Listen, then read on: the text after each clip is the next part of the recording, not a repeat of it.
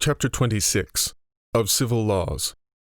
By civil laws I understand the laws that men are therefore bound to observe, because they are members not of this or that commonwealth in particular, but of a commonwealth. For the knowledge of particular laws belongeth to them that profess the study of the laws of their several countries, but the knowledge of civil law in general to any man.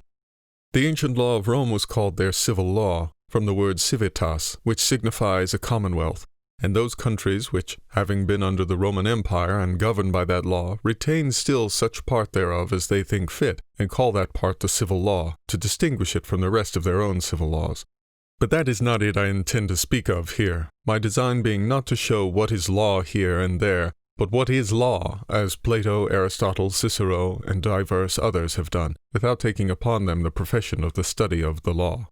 And first it is manifest that law in general is not counsel but command, nor a command of any man to any man, but only of him whose command is addressed to one formally obliged to obey him. And as for civil law, it addeth only the name of the person commanding, which is persona civitas, the person of the commonwealth. Which considered I define civil law in this manner. Civil law is to every subject those rules which the commonwealth hath commanded him by word, writing, or other sufficient sign of the will to make use of for the distinction of right and wrong.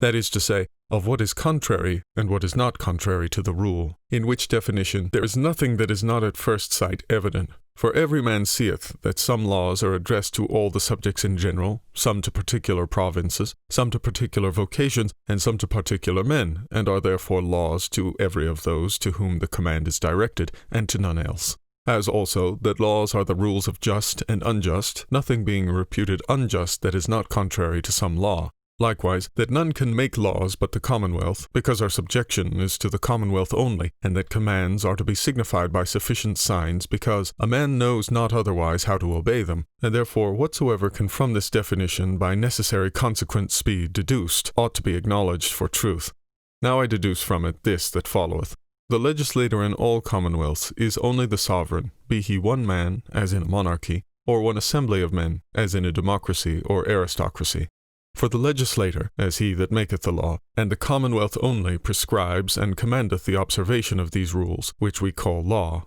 Therefore the commonwealth is the legislator, but the commonwealth is no person, nor has capacity to do anything but by the representative, that is, the sovereign. And therefore the sovereign is the sole legislator. For the same reason none can abrogate a law made but the sovereign, because a law is not abrogated, but by another law that forbiddeth it to be put in execution.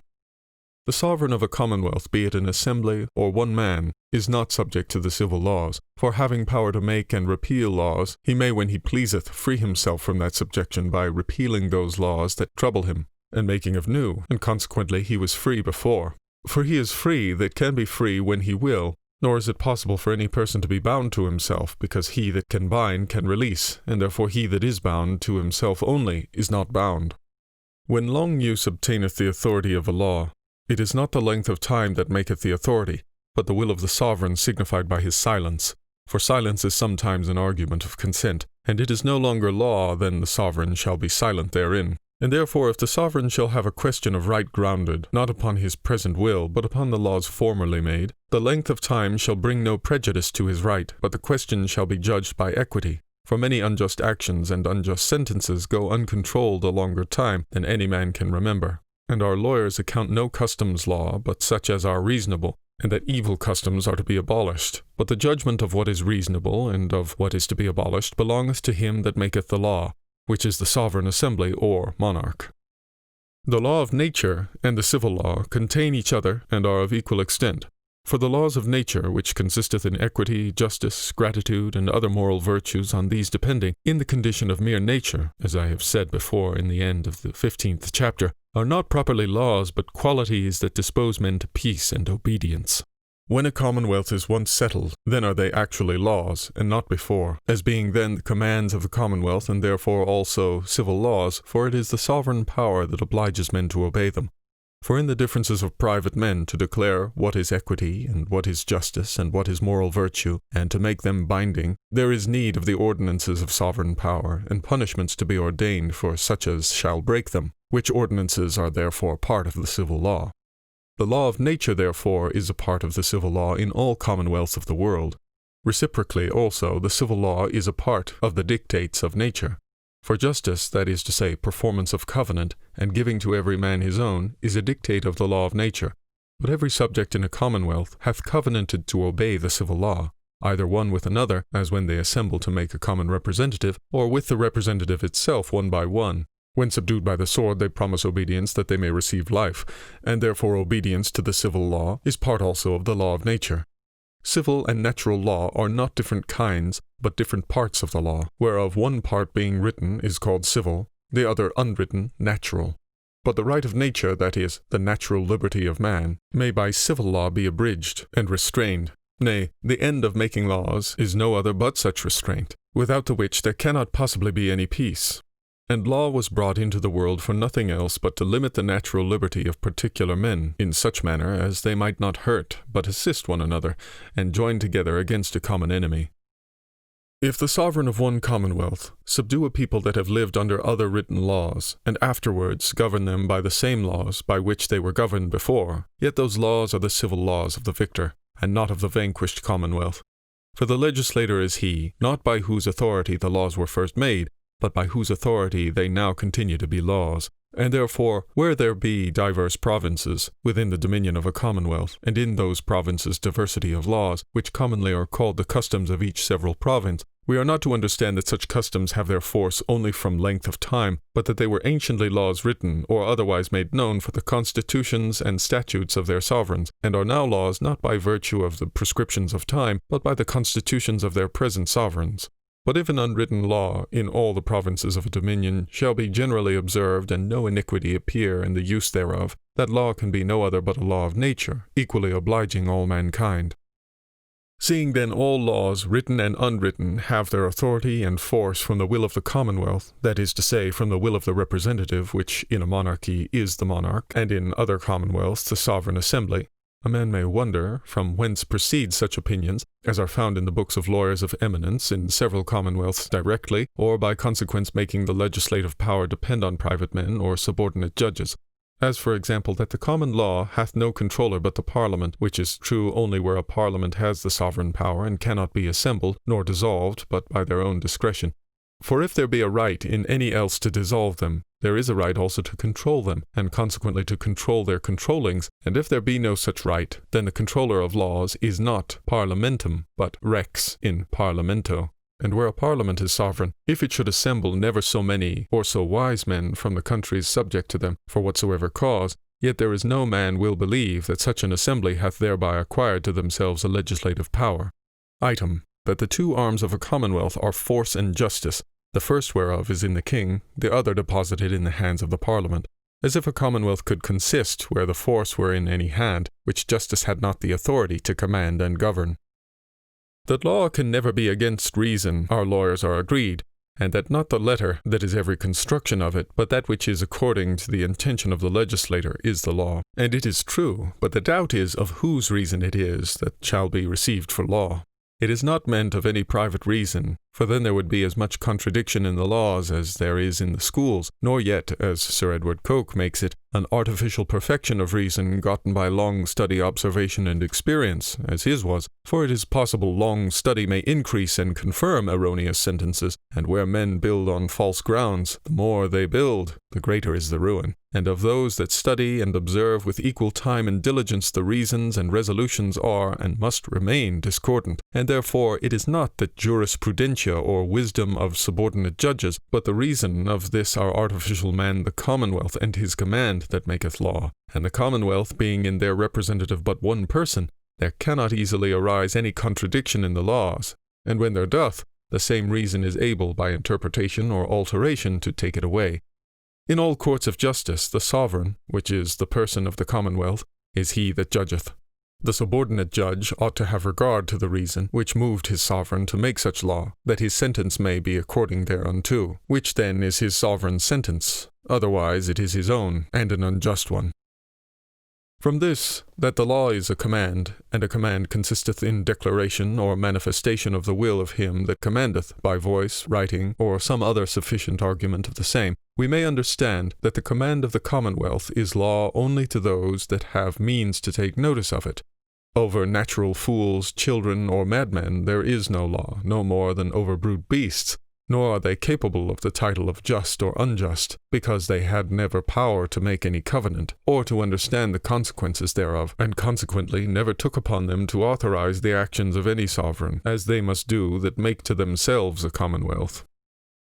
And as those from whom nature or accident hath taken away the notice of all laws in general, so also every man from whom any accident, not proceeding from his own default, hath taken away the means to take notice of any particular law, is excused, if he observeth it not, and to speak properly, that law is no law to him. It is therefore necessary to consider in this place what arguments and signs be sufficient for the knowledge of what is the law, that is to say, what is the will of the sovereign, as well in monarchies as in other forms of government. And first, if it be a law that obliges all the subjects without exception and is not written, nor otherwise published in such places as they may take notice thereof, it is a law of nature. For whatsoever men are to take knowledge of for law, not upon other men's words, but every one from his own reason, must be such as is agreeable to the reason of all men, which no law can be but the law of nature. The laws of nature therefore need not any publishing nor proclamation, as being contained in this one sentence approved by all the world, do not that to another, which thou thinkest unreasonable to be done by another to thyself. Secondly, if it be a law that obliges only some condition of men, or one particular man, and be not written nor published by word, then also it is a law of nature, and known by the same arguments and signs that distinguisheth those in such a condition from other subjects. For whatsoever law is not written, or some way published by him that makes it law, can be known no way but by the reason of him that is to obey it, and is therefore also a law not only civil, but natural. For example, if the sovereign employ a public minister without written instructions what to do, he is obliged to take for instructions the dictates of reason, and if he make a judge, the judge is to take notice, that his sentence ought to be according to the reason of his sovereign, which being always understood to be equity, he is bound to it by the law of nature. Or if an ambassador, he is, in all things not contained in his written instructions, to take for instruction that which reason dictates to be most conducing to his sovereign's interests, and so of all other ministers of the sovereignty, public and private. All which instructions of natural reason may be comprehended under one name of fidelity, which is a branch of natural justice. The law of nature accepted, it belongeth to the essence of all other laws to be made known to every man that shall be obliged to obey them, either by word or writing, or some other act known to proceed from the sovereign authority. For the will of another cannot be understood but by his own word or act, or by conjecture taken from his scope and purpose, which in the person of the commonwealth is to be supposed always consonant to equity and reason. And in ancient time, before letters were in common use, the laws were many times put into verse, that the rude people, taking pleasure in singing or reciting them, might the more easily retain them in memory.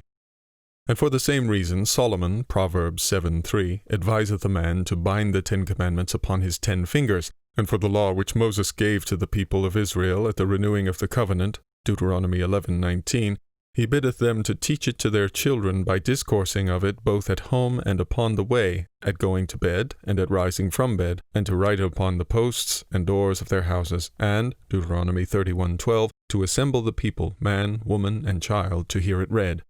Nor is it enough the law be written and published, but also that there be manifest signs that it proceedeth from the will of the sovereign. For private men, when they have or think they have force enough to secure their unjust designs and convoy them safely to their ambitious ends, may publish for laws what they please without or against the legislative authority. There is therefore requisite not only a declaration of the law, but also sufficient signs of the author and authority. The author, or legislator, is supposed in every commonwealth to be evident, because he is the sovereign who, having been constituted by the consent of every one, is supposed by every one to be sufficiently known. And though the ignorance and security of men be such, for the most part, as that when the memory of the first constitution of their commonwealth is worn out, they do not consider by whose power they used to be defended against their enemies, and to have their industry protected and to be righted when injury is done to them, yet because no man that considers can make question of it, no excuse can be derived from the ignorance of where the sovereignty is placed. And it is a dictate of natural reason, and consequently an evident law of nature, that no man ought to weaken that power, the protection whereof he hath himself demanded, or wittingly received against others. Therefore of who is sovereign, no man, but by his own fault, whatsoever evil men suggest, can make any doubt. The difficulty consisteth in the evidence of the authority derived from him, the removing whereof dependeth on the knowledge of the public registers, public councils, public ministers, and public seals, by which all laws are sufficiently verified. Verified, I say, not authorized, for the verification is but the testimony and record, not the authority of the law, which consisteth in the command of the sovereign only. If therefore a man have a question of injury depending on the law of nature, that is to say, on common equity, the sentence of the judge, that by commission hath authority to take cognizance of such cases, is a sufficient verification of the law of nature in that individual case. For though the advice of one that professeth the study of the law be useful for the avoiding of contention, yet it is but advice. 'Tis the judge must tell men what is law upon the hearing of the controversy.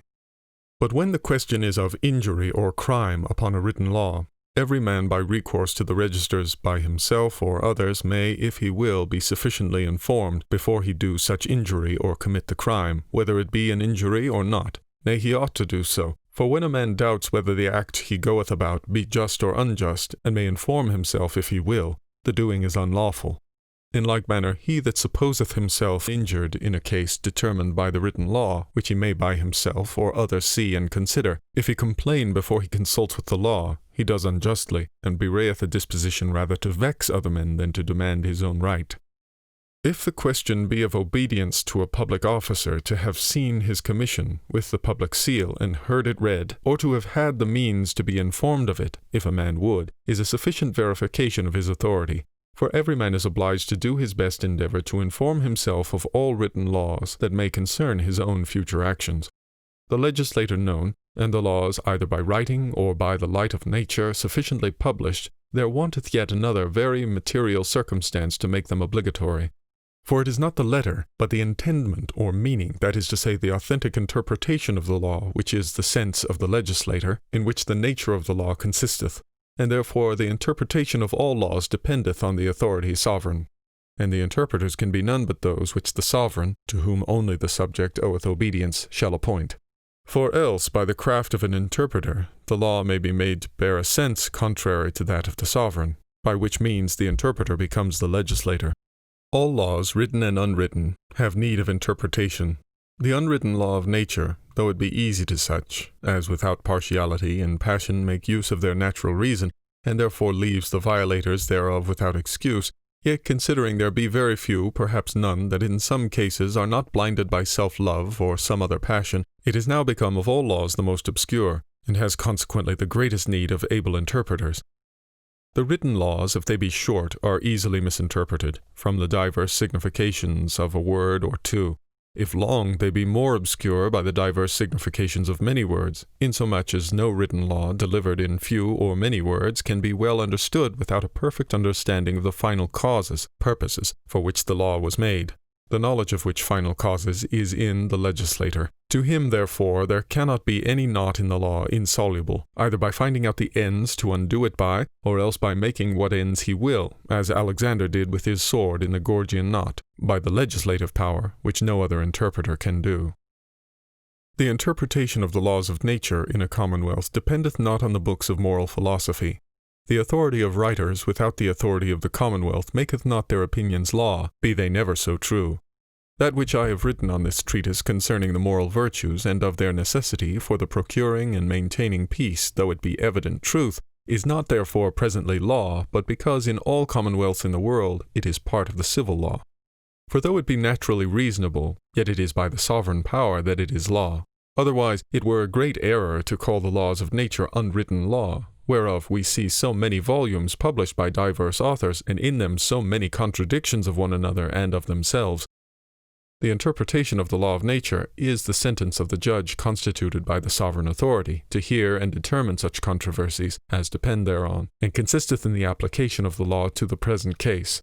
For in the act of judicature, the judge doth no more but consider whether the demand of the party be consonant to natural reason and equity, and the sentence he giveth is therefore the interpretation of the law of nature, which interpretation is authentic, not because it is his private sentence, but because he giveth it by authority of the sovereign, whereby it comes the sovereign's sentence, which is law for that time to the parties pleading.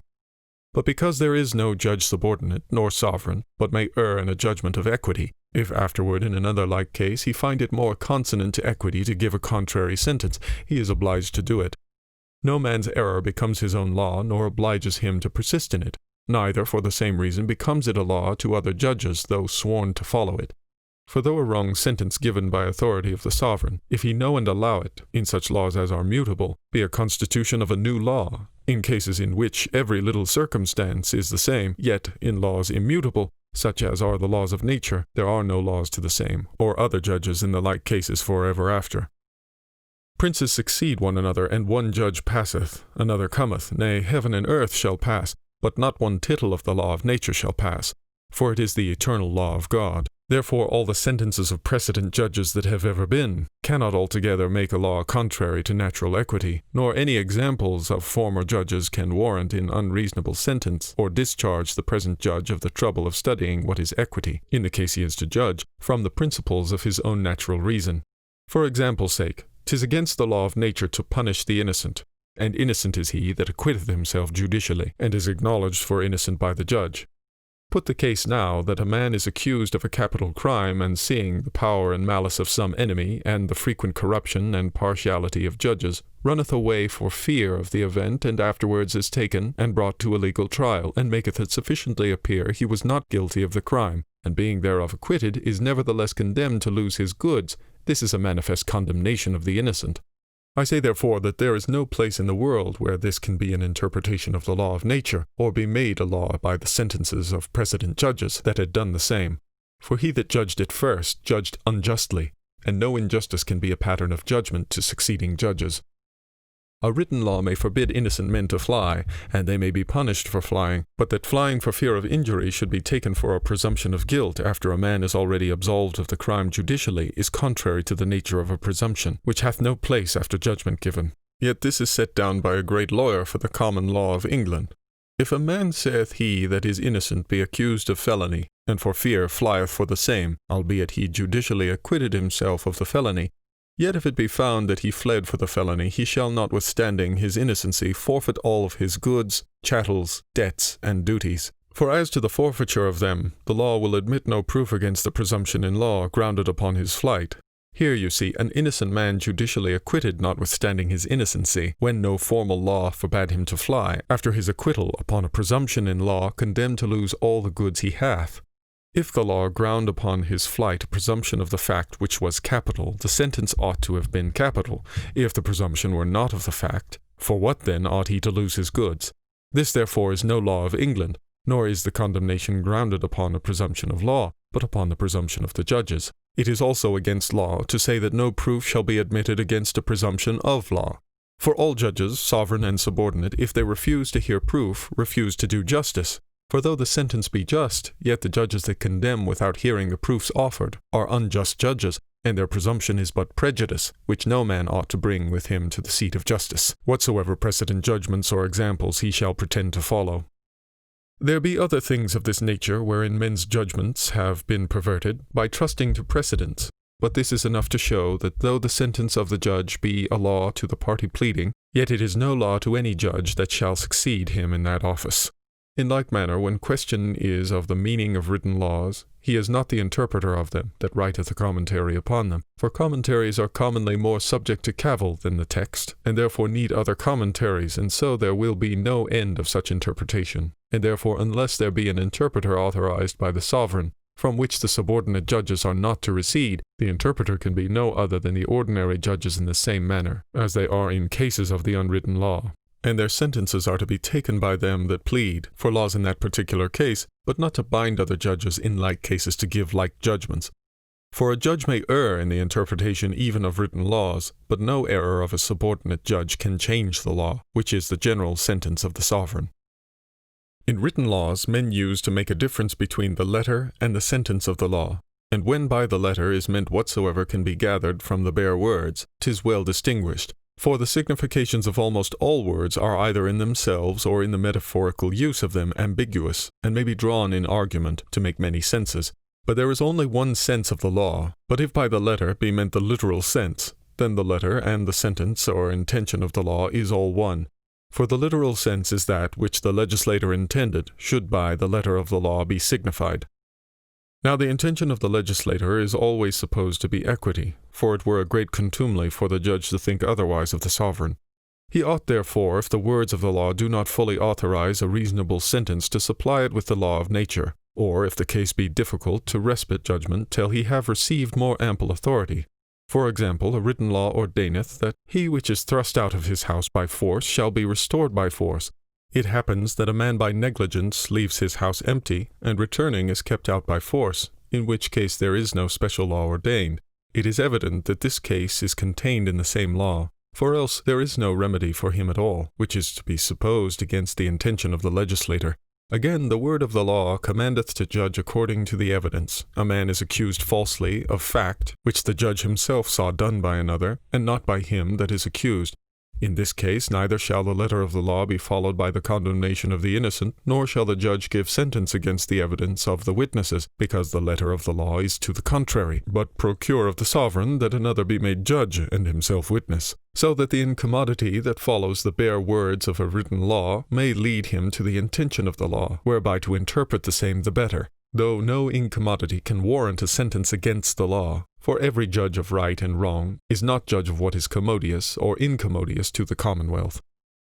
The abilities required in a good interpreter of the law, that is to say, in a good judge, are not the same with those of an advocate, namely, the study of the laws. For a judge, as he ought to take notice of the fact from none but the witnesses, so also he ought to take notice of the law from nothing but the statutes and constitutions of the sovereign, alleged in the pleading or declared to him by some that have authority from the sovereign power to declare them, and need not take care beforehand what he shall judge. For it shall be given him what he shall say concerning the fact by witnesses, and what he shall say in point of law from those that shall in their pleadings show it, and by authority interpreted upon the place.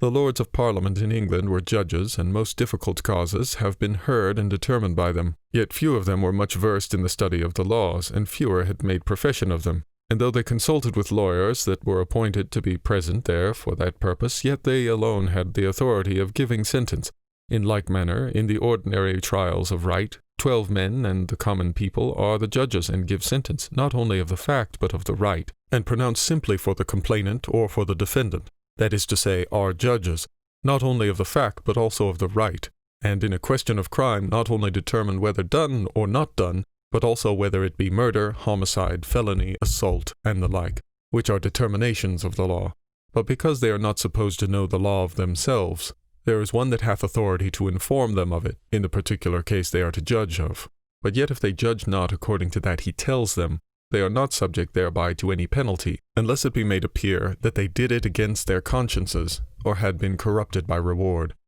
The things that make a good judge, or good interpreter of the laws, are first, a right understanding of that principal law of nature called equity, which depending not on the reading of other men's writings, but on the goodness of a man's own natural reason, and meditation, is presumed to be in those most that have had most leisure, and had the most inclination to meditate thereon. Secondly, contempt of unnecessary riches and preferments. Thirdly, to be able in judgment to divest himself of all fear, anger, hatred, love, and compassion. Fourthly and lastly, patience to hear, diligent attention in hearing, and memory to retain, digest, and apply what he hath heard. The difference and division of the laws has been made in divers manners, according to the different methods of those men that have written of them. For it is a thing that dependeth not on nature, but on the scope of the writer, and is subservient to every man's proper method. In the institutions of Justinian we find 7 sorts of civil laws: the edicts, constitutions, and epistles of the prince, that is, of the emperor, because the whole power of the people was in him. Like these are the proclamations of the kings of England. The decrees of the whole people of Rome, comprehending the Senate, when they were put to the question by the Senate, these were laws, at first by the virtue of the sovereign power residing in the people, and such of them as by the emperors were not abrogated, remained laws by the authority imperial. For all laws that bind are understood to be laws by his authority that has power to repeal them. Somewhat like to these laws are the Acts of Parliament in England. The decrees of the common people, excluding the Senate, when they were put to the question by the tribune of the people. For such of them as were not abrogated by the emperors remained laws by the authority imperial.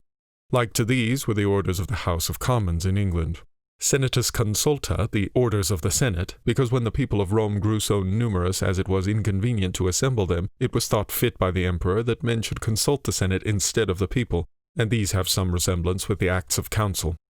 The edicts of praetors, and in some cases of aediles, such as are the chief justices in the courts of England. Responsa prudentum, which were the sentences and opinion of those lawyers to whom the emperor gave authority to interpret the law, and to give answer to such as in manner of law demanded their advice, which answers the judges in giving judgment were obliged by the constitutions of the emperor to observe, and should be like the reports of cases judged, if other judges be by the law of England bound to observe them. For the judges of the common law of England are not properly judges, but jurisconsulti, of whom the judges, who are either the lords or 12 men of the country, are in point of law to ask advice.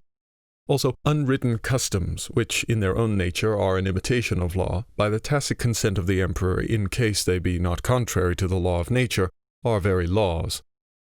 Another division of laws is into natural and positive. Natural are those which have been laws from all eternity and are called not only natural but also moral laws, consisting in the moral virtues as justice, equity, and all habits of the mind that conduce to peace and charity, of which I have already spoken in the 14th and 15th chapters. Positive are those which have not been from eternity, but have been made laws by the will of those that have had the sovereign power over others, and are either written or made known to men by some other argument of the will of their legislator.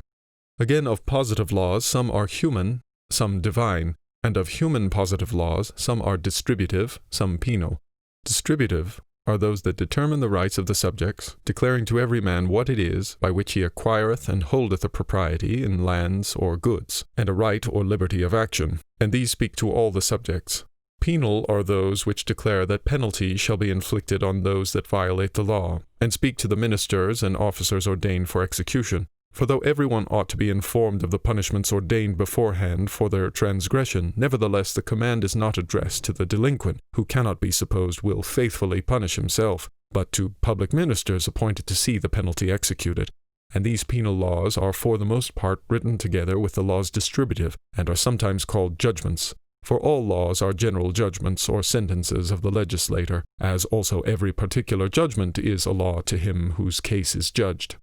Divine positive laws, for natural laws being eternal and universal are all divine, are those which being the commandments of God, not from all eternity nor universally addressed to all men, but only to a certain people or to certain persons, are declared for such by those whom God hath authorized to declare them. But this authority of man to declare what be these positive laws of God, how can it be known?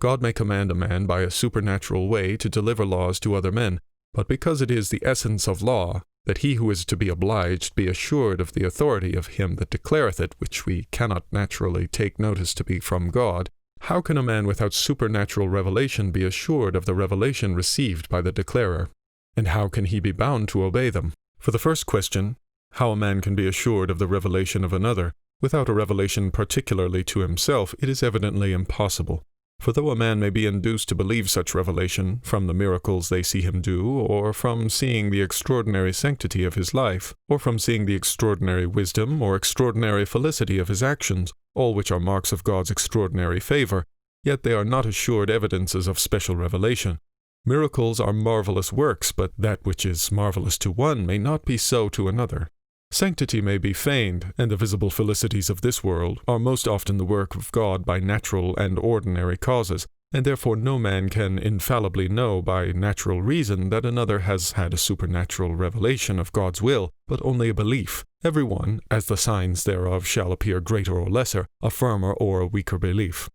But for the second, how can he be bound to obey them? It is not so hard. For if the law declared be not against the law of nature, which is undoubtedly God's law, and he undertake to obey it, he is bound by his own act, bound, I say, to obey it, but not bound to believe it. For men's belief and interior cogitations are not subject to the commands, but only to the operation of God, ordinary or extraordinary. Faith of supernatural law is not a fulfilling, but only an assenting to the same, and not a duty that we exhibit to God, but a gift which God freely giveth to whom he pleaseth, as also unbelief is not a breach of any of his laws, but a rejection of them all, except the laws natural. But this that I say will be made yet clearer by the examples and testimonies concerning this point in Holy Scripture. The covenant God made with Abraham in a supernatural manner was thus, Genesis 17:10. This is the covenant which thou shalt observe between me and thee and thy seed after thee. Abraham's seed had not this revelation, nor were yet in being, yet they are a party to the covenant and bound to obey what Abraham should declare to them for God's law, which they could not be but in virtue of the obedience they owed to their parents, who, if they be subject to no other earthly power, as here in the case of Abraham, have sovereign power over their children and servants. Again, where God saith to Abraham, In thee shall all nations of the earth be blessed, for I know thou wilt command thy children and thy house after thee to keep the way of the Lord and to observe righteousness and judgment. It is manifest the obedience of his family who had no revelation depended on their former obligation to obey their sovereign. At Mount Sinai, Moses only went up to God. The people were forbidden to approach on pain of death. Yet they were bound to obey all that Moses declared to them for God's law. Upon what ground but on this submission to their own? Speak thou to us, and we will hear thee, but let not God speak to us, lest we die. By which two places it sufficiently appeareth that in a commonwealth a subject that has no certain and assured revelation particularly to himself concerning the will of God is to obey for such the command of the commonwealth. For if men were at liberty to take for God's commandments their own dreams and fancies, or the dreams and fancies of private men, scarce two men would agree upon what are God's commandments, and yet in respect of them every man would despise the commandments of the commonwealth. I conclude, therefore, that in all things not contrary to the moral law, that is to say, to the law of nature, all subjects are bound to obey that for divine law, which is declared to be so by the laws of the commonwealth, which also is evident to any man's reason, for whatsoever is not against the law of nature may be made law in the name of them that have the sovereign power, and there is no reason men should be the less obliged by it, when it is propounded in the name of God. Besides, there is no place in the world where men are permitted to pretend other commandments of God than are declared for such by the commonwealth. Christian states punish those that revolt from Christian religion, and all other states those that set up any religion by them forbidden. For in whatsoever is not regulated by the commonwealth, 'tis equity, which is the law of nature, and therefore an eternal law of God, that every man equally enjoy his liberty. There is also another distinction of laws, into fundamental and not fundamental. But I could never see in any author what a fundamental law signifieth. Nevertheless, one may very reasonably distinguish laws in that manner.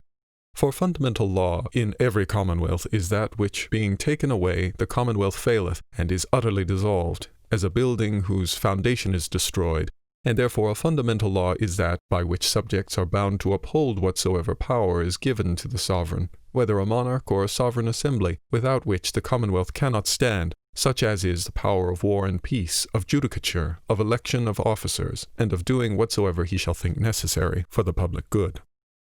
Not fundamental is that, the abrogating whereof draweth not with it the dissolution of the commonwealth, such as are the laws concerning controversies between subject and subject. Thus much of the division of laws. I find the words lex civilis and jus civile, that is to say, law and right civil, promiscuously used for the same thing, even in the most learned authors, which nevertheless ought not to be so. For right is liberty, namely that liberty which the civil law leaves us, but civil law is an obligation, and takes from us the liberty which the law of nature gave us. Nature gave a right to every man to secure himself by his own strength, and to invade a suspected neighbor by way of prevention. But the civil law takes away that liberty in all cases where the protection of the law may be safely stayed for, insomuch as lex and jus are as different as obligation and liberty.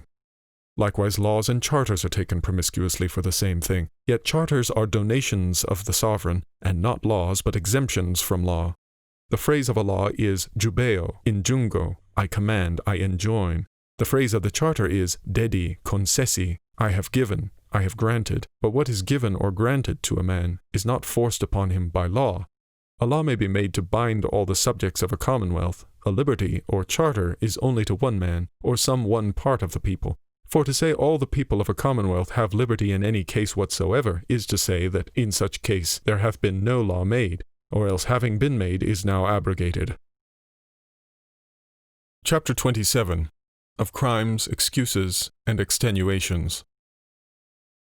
A sin is not only a transgression of a law, but also any contempt of the legislator. For such contempt is a breach of all his laws at once, and therefore may consist not only in the commission of a fact, or in the speaking of words by laws forbidden, or in the omission of what the law commandeth, but also in the intention or purpose to transgress. For the purpose to break the law is some degree of contempt of him to whom it belongeth to see it executed. To be delighted in the imagination only of being possessed of another man's goods, servants, or wife, without any intention to take them from him by force or fraud, is no breach of the law that saith, Thou shalt not covet. Nor is the pleasure a man may have in imagining or dreaming of the death of him, from whose life he expecteth nothing but damage and displeasure, a sin. But the resolving to put some act in execution that tendeth thereto, for to be pleased in the fiction of that which would please a man if it were real, is a passion so adherent to the nature both of man and every other living creature, as to make it a sin, were to make sin of being a man. The consideration of this has made me think them too severe, both to themselves and others that maintain that the first motions of the mind, though checked with the fear of God, be sins. But I confess it is safer to err on that hand than on the other. A crime is a sin consisting in the committing by a deed or word of that which the law forbiddeth, or the omission of what it hath commanded, so that every crime is a sin, but not every sin is a crime. To intend to steal or kill is a sin, though it never appear in word or fact, for God that seeth the thoughts of man can lay it to his charge, but till it appear by something done or said by which the intention may be argued by a human judge, it hath not the name of crime, which distinction the Greeks observed in the word amartema and egklema or aitia, whereof the former, which is translated sin, signifieth any swerving from the law whatsoever, but the two later, which are translated crime, signify that sin only whereof one man may accuse another. But of intentions which never appear by any outward act, there is no place for humane accusation. In like manner, the Latins by peccatum, which is sin, signify all manner of deviation from the law, but by crimen, which word they derive from cerno, which signifies to perceive, they mean only such sins as may be made appear before a judge, and therefore are not mere intentions. From this relation of sin to the law, and of crime to civil law, may be inferred first, that where law ceaseth, sin ceaseth. But because the law of nature is eternal, violations of covenants, ingratitude, arrogance, and all facts contrary to any moral virtue can never cease to be sin. Secondly, that the civil law ceasing, crimes cease, for there being no other law remaining but that of nature, there is no place for accusation, every man being his own judge and accused only by his own conscience, and cleared by the uprightness of his own intention. When therefore his intention is right, his fact is no sin. If otherwise, his fact is sin, but not crime. Thirdly, that when the sovereign power ceaseth, crime also ceaseth. For where there is no such power, there is no protection to be had from the law, and therefore every one may protect himself by his own power, for no man in the institution of sovereign power can be supposed to give away the right of preserving his own body, for the safety whereof all sovereignty was ordained. But this is to be understood only of those that have not themselves contributed to the taking away of the power that protected them, for that was a crime from the beginning. The source of every crime is some defect of understanding, or some error in reasoning, or some sudden force of the passions. Defect in the understanding is ignorance, in reasoning erroneous opinion. Again, ignorance is of three sorts, of the law, and of the sovereign, and of the penalty. Ignorance of the law of nature excuseth no man, because every man that hath attained to the use of reason is supposed to know he ought not to do to another what he would not have done to himself. Therefore into what place soever a man shall come, if he do anything contrary to that law, it is a crime. If a man come from the Indies hither, and persuade men here to receive a new religion, or teach them anything that tendeth to disobedience of the laws of this country, though he be never so well persuaded of the truth of what he teacheth, he commits a crime, and may be justly punished for the same, not only because his doctrine is false, but also because he does that which he would not approve in another, namely that coming from hence, he should endeavour to alter the religion there. But ignorance of the civil law shall excuse a man in a strange country till it be declared to him, because till then no civil law is binding. In the like manner, if the civil law of a man's own country be not so sufficiently declared, as he may know it if he will, nor the action against the law of nature, the ignorance is a good excuse. In other cases, ignorance of the civil law excuseth not. Ignorance of the sovereign power in the place of a man's ordinary residence excuseth him not, because he ought to take notice of the power by which he hath been protected there. Ignorance of the penalty, where the law is declared, excuseth no man. For in breaking the law, which without a fear of penalty to follow were not a law but vain words, he undergoeth the penalty, though he know not what it is, because whosoever voluntarily doth any action, accepteth all the known consequences of it. But punishment is a known consequence of the violation of the laws in every commonwealth, which punishment, if it be determined already by the law, he is subject to that.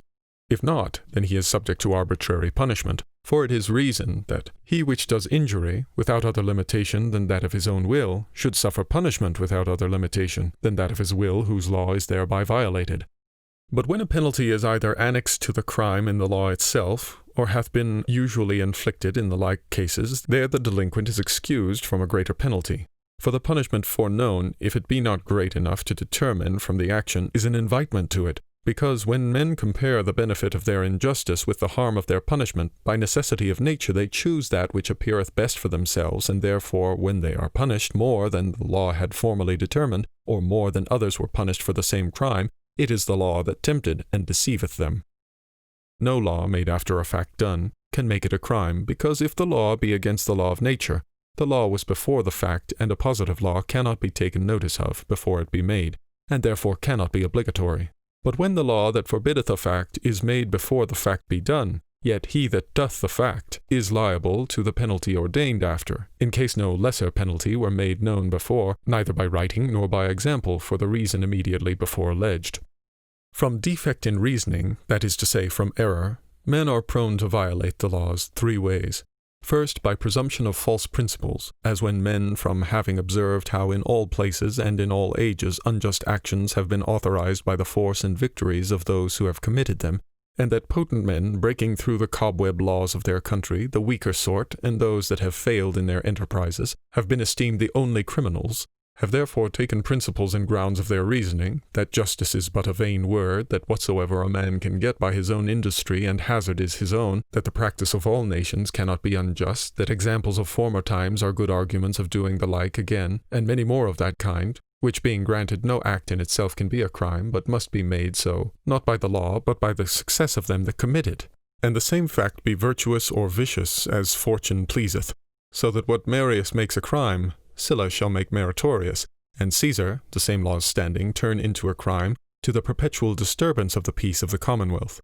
Secondly, by false teachers that either misinterpret the law of nature, making it thereby repugnant to the law civil, or by teaching for laws such doctrines of their own, or traditions of former times, as are inconsistent with the duty of a subject.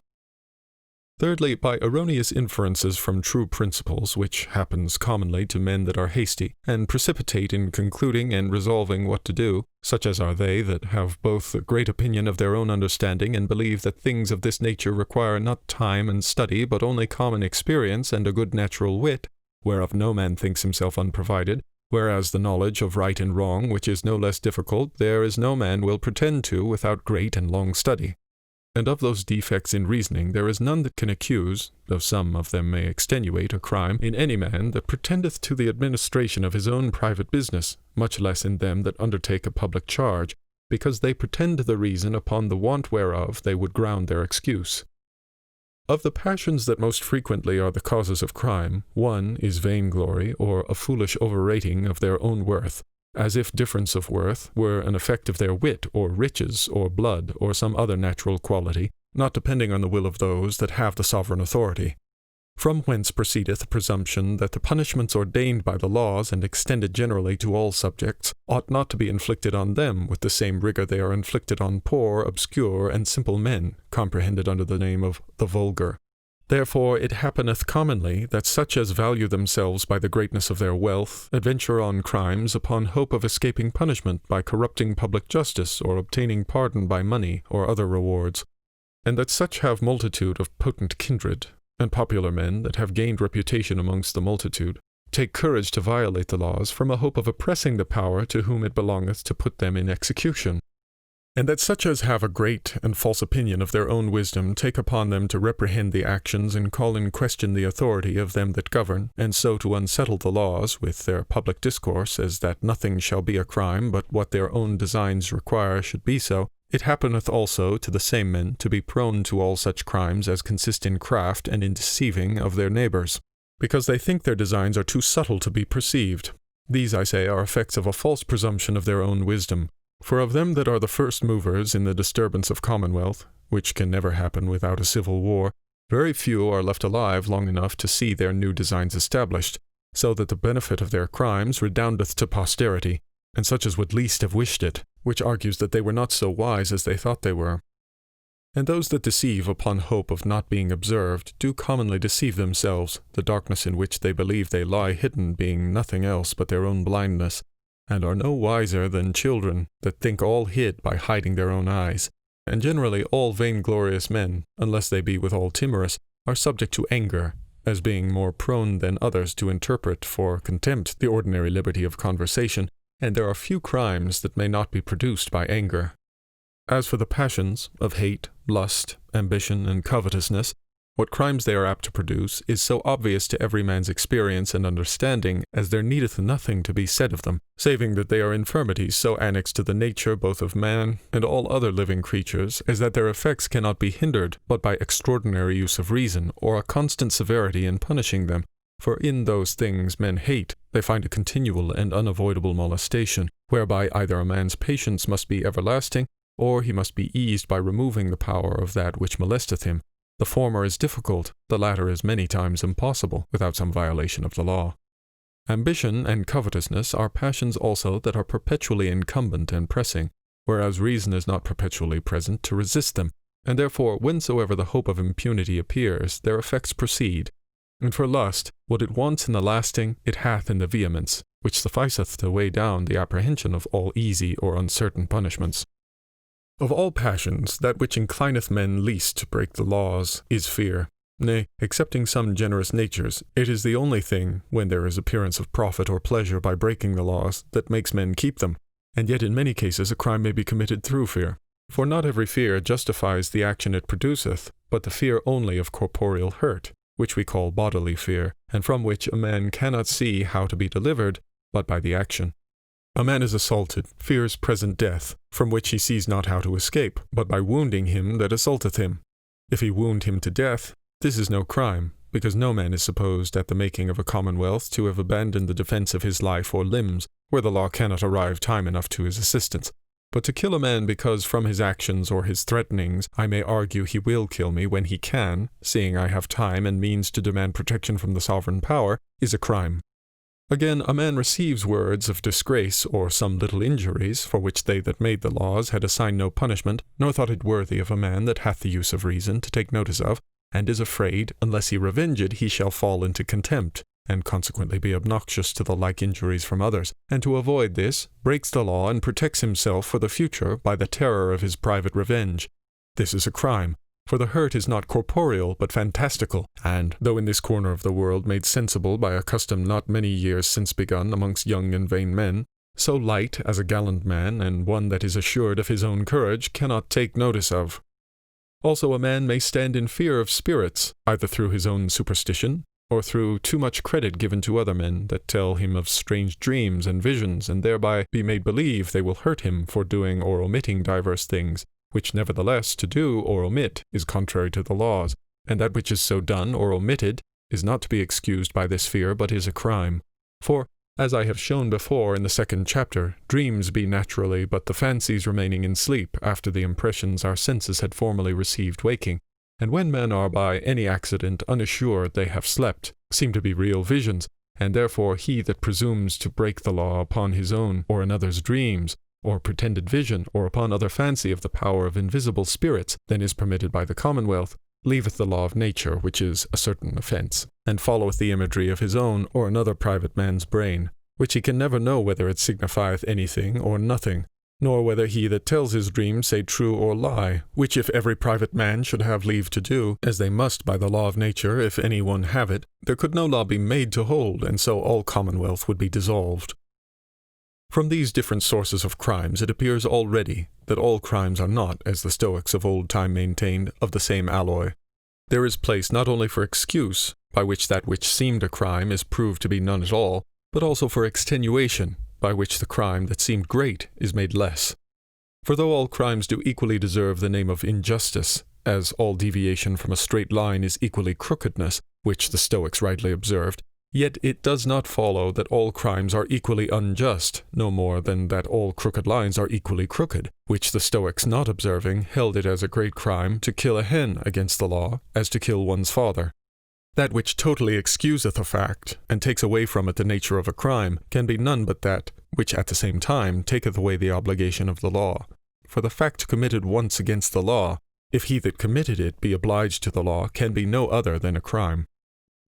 The want of means to know the law totally excuseth, for the law whereof a man has no means to inform himself is not obligatory. But the want of diligence to inquire shall not be considered as a want of means, nor shall any man that pretendeth to reason enough for the government of his own affairs be supposed to want means to know the laws of nature, because they are known by the reason he pretends to. Only children and madmen are excused from offences against the law natural. Where a man is captive, and he is then in the power of the enemy when his person or his means of living is so, if it be without his own fault, the obligation of the law ceaseth, because he must obey the enemy or die, and consequently such obedience is no crime, for no man is obliged, when the protection of the law faileth, not to protect himself by the best means he can. If a man by the terror of present death be compelled to do a fact against the law, he is totally excused, for no law can oblige a man to abandon his own preservation. And supposing such a law were obligatory, yet a man would reason thus: if I do it not, I die presently. If I do it, I die afterwards. Therefore by doing it, there is time of life gained. Nature therefore compels him to the fact. When a man is destitute of food, or other thing necessary for his life, and cannot preserve himself any other way but by some fact against the law, as if in a great famine he take the food by force or stealth, which he cannot obtain for money, nor charity, or in defence of his life, snatch away another man's sword, he is totally excused, for the reason next before alleged. Again, facts done against the law by the authority of another, are by that authority excused against the author, because no man ought to accuse his own fact in another, that is but his own instrument. But it is not excused against a third person thereby injured, because in the violation of the law both the author and actor are criminals. From hence it followeth that when that man or assembly that hath the sovereign power commandeth a man to do that which is contrary to a former law, the doing of it is totally excused, for he ought not to condemn it himself, because he is the author, and what cannot justly be condemned by the sovereign cannot justly be punished by any other. Besides, when the sovereign commandeth anything to be done against his own former law, the command as to that particular fact is an abrogation of the law. If that man, or assembly that hath the sovereign power, disclaim any right essential to the sovereignty, whereby there accrueth to the subject any liberty inconsistent with the sovereign power, that is to say, with the very being of a commonwealth, if the subject shall refuse to obey the command in any thing contrary to the liberty granted, this is nevertheless a sin, and contrary to the duty of the subject. For he ought to take notice of what is inconsistent with sovereignty, because it was erected by his own consent, and for his own defence, and that such liberty as is inconsistent with it was granted through ignorance of the evil consequence thereof. But if he not only disobey, but also resist a public minister in the execution of it, then it is a crime, because he might have been righted, without any breach of the peace, upon complaint. The degrees of crime are taken on diverse scales, and measured first by the malignity of the source or cause, secondly by the contagion of the example, thirdly by the mischief of the effect, and fourthly by the concurrence of times, places, and persons. The same fact done against the law, if it proceed from presumption of strength, riches, or friends to resist those that are to execute the law, is a greater crime than if it proceed from hope of not being discovered, or of escape by flight. For presumption of impunity by force is a root, from whence springeth at all times and upon all temptations a contempt of all laws, whereas, in the latter case, the apprehension of danger that makes a man fly renders him more obedient for the future.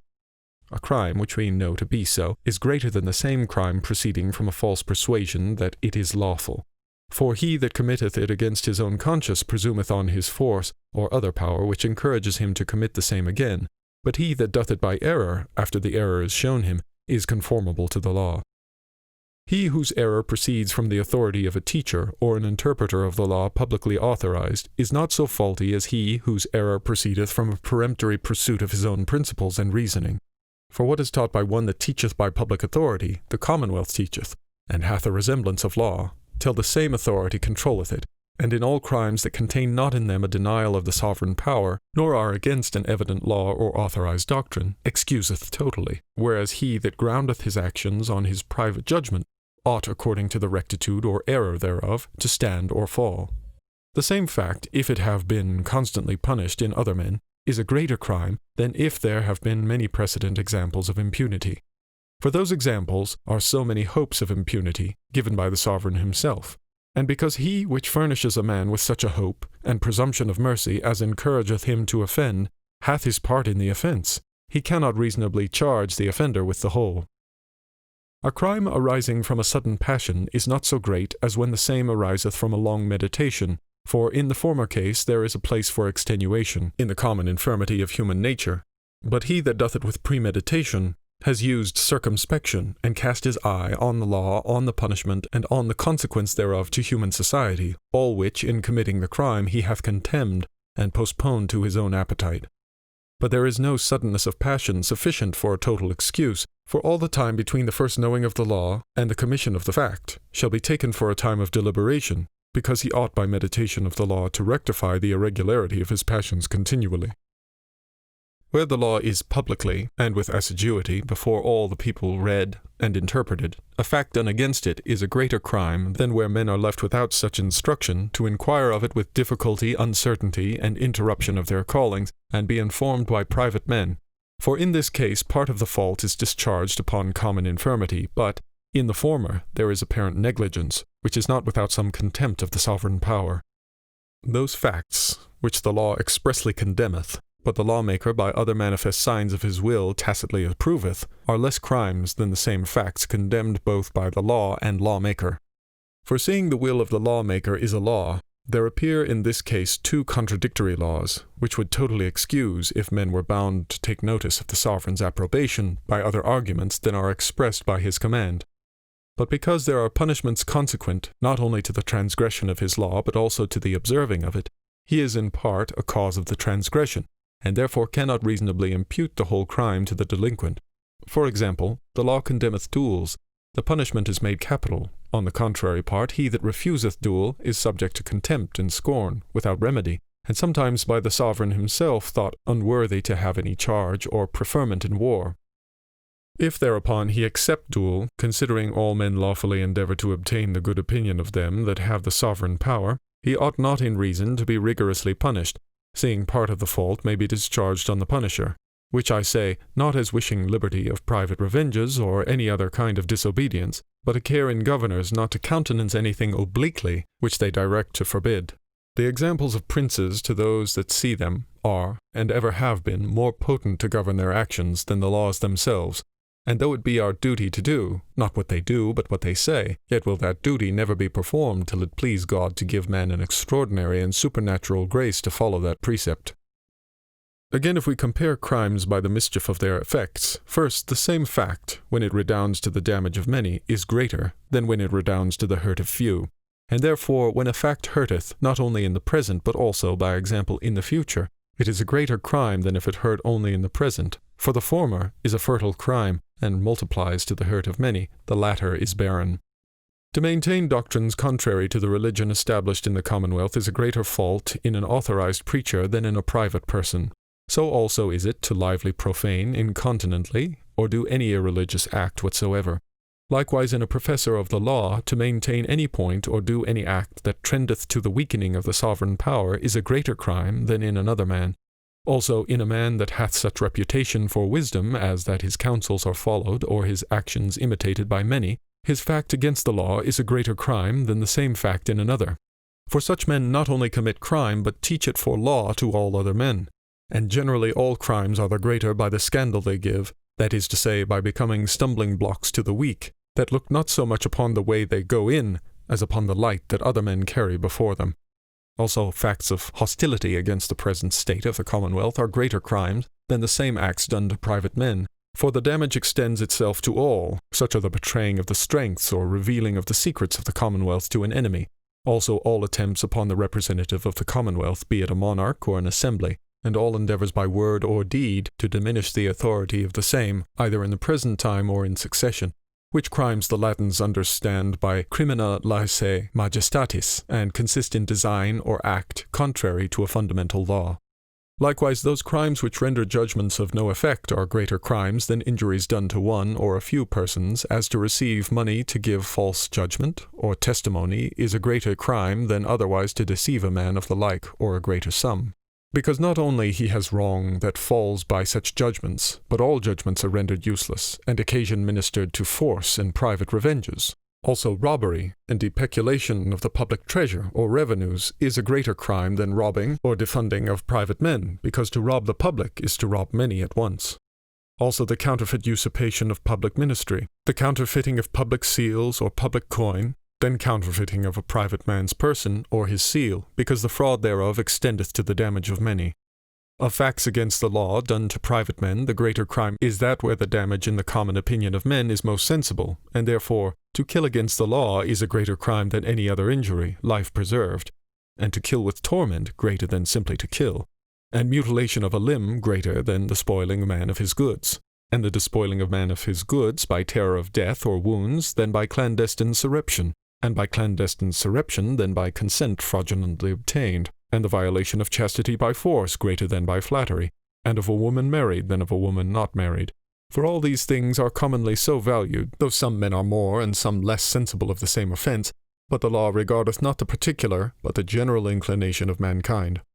And therefore the offence men take from contumely, in words or gesture, when they produce no other harm than the present grief of him that is reproached, hath been neglected in the laws of the Greeks, Romans, and other both ancient and modern commonwealths, supposing the true cause of such grief to consist not in the contumely, which takes no hold upon men conscious of their own virtue, but in the pusillanimity of him that is offended by it.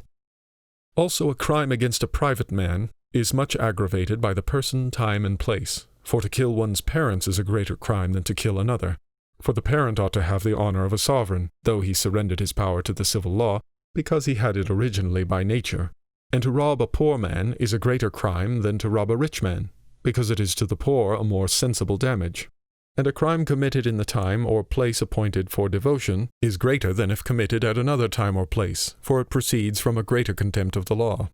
Many other cases of aggravation and extenuation might be added, but by these I have set down, it is obvious to every man to take the altitude of any other crime proposed. Lastly, because in almost all crimes there is an injury done, not only to some private men, but also to the commonwealth. The same crime, when the accusation is in the name of the commonwealth, is called a public crime, and when in the name of a private man, a private crime. And the pleas according thereunto called public, judica publica, pleas of the crown, or private pleas, as in an accusation of murder. If the accuser be a private man, the plea is a private plea. If the accuser be the sovereign, the plea is a public plea. Chapter 28. Of Punishments and Rewards. A punishment is an evil inflicted by public authority on him that hath done, or omitted that which is judged by the same authority to be a transgression of the law, to the end that the will of men may thereby the better be disposed to obedience. Before I infer anything from this definition, there is a question to be answered of much importance, which is, by what door the right or authority of punishing in any case came in. For by that which has been said before, no man is supposed bound by covenant not to resist violence, and consequently it cannot be intended that he gave any right to another to lay violent hands upon his person. In the making of a commonwealth, every man giveth away the right of defending another, but not of defending himself. Also he obligeth himself to assist him that hath the sovereignty in the punishing of another, but of himself not. But to covenant to assist the sovereign in doing hurt to another, unless he that so covenanteth have a right to do it himself, is not to give him a right to punish. It is manifest therefore that the right which the commonwealth, that is, he or they that representeth it, hath to punish, is not grounded on any concession or gift of the subjects. But I have also showed formerly that before the institution of commonwealth every man had a right to everything, and to do whatsoever he thought necessary to his own preservation, subduing, hurting, or killing any man in order thereunto. And this is the foundation of that right of punishing which is exercised in every commonwealth. For the subjects did not give the sovereign that right, but only in laying down theirs strengthened him to use his own, as he should think fit, for the preservation of them all. so that it was not given but left to him, and to him only, and accepting the limits set him by natural law as entire, as in the condition of mere nature and of war, of every one against his neighbor. From the definition of punishment I infer first that neither private revenges nor injuries of private men can properly be styled punishments, because they proceed not from public authority. Second, that to be neglected or unpreferred by the public favor is not punishment, because no new evil is thereby on any man inflicted, he is only left in the estate he was in before. Thirdly, that the evil inflicted by public authority without precedent public condemnation is not to be styled by the name of punishment, but of an hostile act, because the fact for which a man is punished ought first to be judged by public authority to be a transgression of the law. Fourthly, that the evil inflicted by usurped power and judges without authority from the sovereign is not punishment, but an act of hostility, because the acts of power usurped have not for author the person condemned, and therefore are not acts of public authority. Fifthly, that all evil which is inflicted without intention, or possibility of disposing the delinquent, or by his example other men, to obey the laws, is not punishment, but an act of hostility, because without such an end no hurt done is contained under that name. Sixthly, whereas to certain actions there be annexed by nature diverse hurtful consequences, as when a man in assaulting another is himself slain or wounded, or when he falleth into sickness by the doing of some unlawful act, such hurt, though in respect of God, who is the author of nature, it may be said to be inflicted and therefore a divine punishment, yet it is not contained in the name of punishment in respect of men, because it is not inflicted by the authority of man. Seventhly, if the harm inflicted be less than the benefit or contentment that naturally followeth the crime committed, that harm is not within the definition, and is rather the price or redemption than the punishment of a crime, because it is of the nature of punishment to have for end the disposing of men to obey the law, which end, if it be less than the benefit of the transgression, it attaineth not, but worketh a contrary effect. Eighthly, if a punishment be determined and prescribed in the law itself, and after the crime committed there be a greater punishment inflicted, the excess is not punishment, but an act of hostility. For seeing the aim of punishment is not revenge but terror, and the terror of a great punishment unknown is taken away by the declaration of a less, the unexpected addition is no part of the punishment. But where there is no punishment at all determined by the law, there whatsoever is inflicted hath the nature of punishment. For he that goes about the violation of a law, wherein no penalty is determined, expecteth an indeterminate, that is to say, an arbitrary punishment. Ninthly, harm inflicted for a fact done before there was a law that forbade it is not punishment, but an act of hostility. For before the law there is no transgression of the law, but punishment supposeth a fact judged to have been a transgression of the law. Therefore harm inflicted before the law made is not punishment, but an act of hostility. Tenthly, hurt inflicted on the representative of the commonwealth is not punishment, but an act of hostility, because it is of the nature of punishment to be inflicted by public authority, which is the authority only of the representative itself. Lastly, harm inflicted upon one that is a declared enemy falls not under the name of punishment, because seeing they were either never subject to the law, and therefore cannot transgress it, or having been subject to it and professing to be no longer so, by consequence deny they can transgress it, all the harms that can be done them must be taken as acts of hostility. But in declared hostility all infliction of evil is lawful, from whence it followeth that if a subject shall by fact or word wittingly and deliberately deny the authority of the representative of the commonwealth, whatsoever penalty hath been formerly ordained for treason, he may lawfully be made to suffer whatsoever the representative will, for in denying subjection he denies such punishment as by the law hath been ordained, and therefore suffers as an enemy of the commonwealth, that is, according to the will of the representative. For the punishments set down in the law are to subjects, not to enemies, such as are they that, having been by their own acts subjects, deliberately revolting, deny the sovereign power. The first and most general distribution of punishments is into divine and human. Of the former I shall have occasion to speak in a more convenient place hereafter.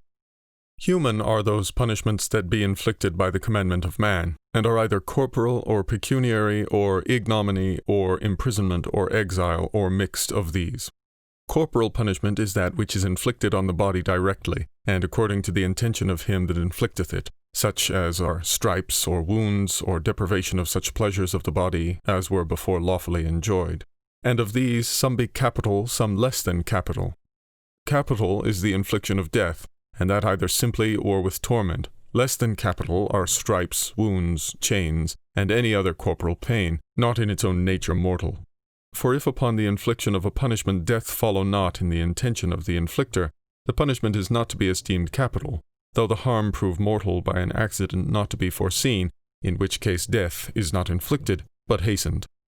Pecuniary punishment is that which consisteth not only in the deprivation of a sum of money, but also of lands, or any other goods which are usually bought and sold for money. And in case the law that ordaineth such a punishment be made with design to gather money from such as shall transgress the same, it is not properly a punishment, but the price of privilege and exemption from the law, which doth not absolutely forbid the fact, but only to those that are not able to pay the money, except where the law is natural or part of religion. For in that case it is not an exemption from the law, but a transgression of it, as where a law exacteth a pecuniary mulct of them that take the name of God in vain. The payment of the mulct is not the price of a dispensation to swear, but the punishment of the transgression of a law indispensable. In the like manner, if the law impose a sum of money to be paid to him that has been injured, this is but a satisfaction for the hurt done him, and extinguisheth the accusation of the party injured, not the crime of the offender.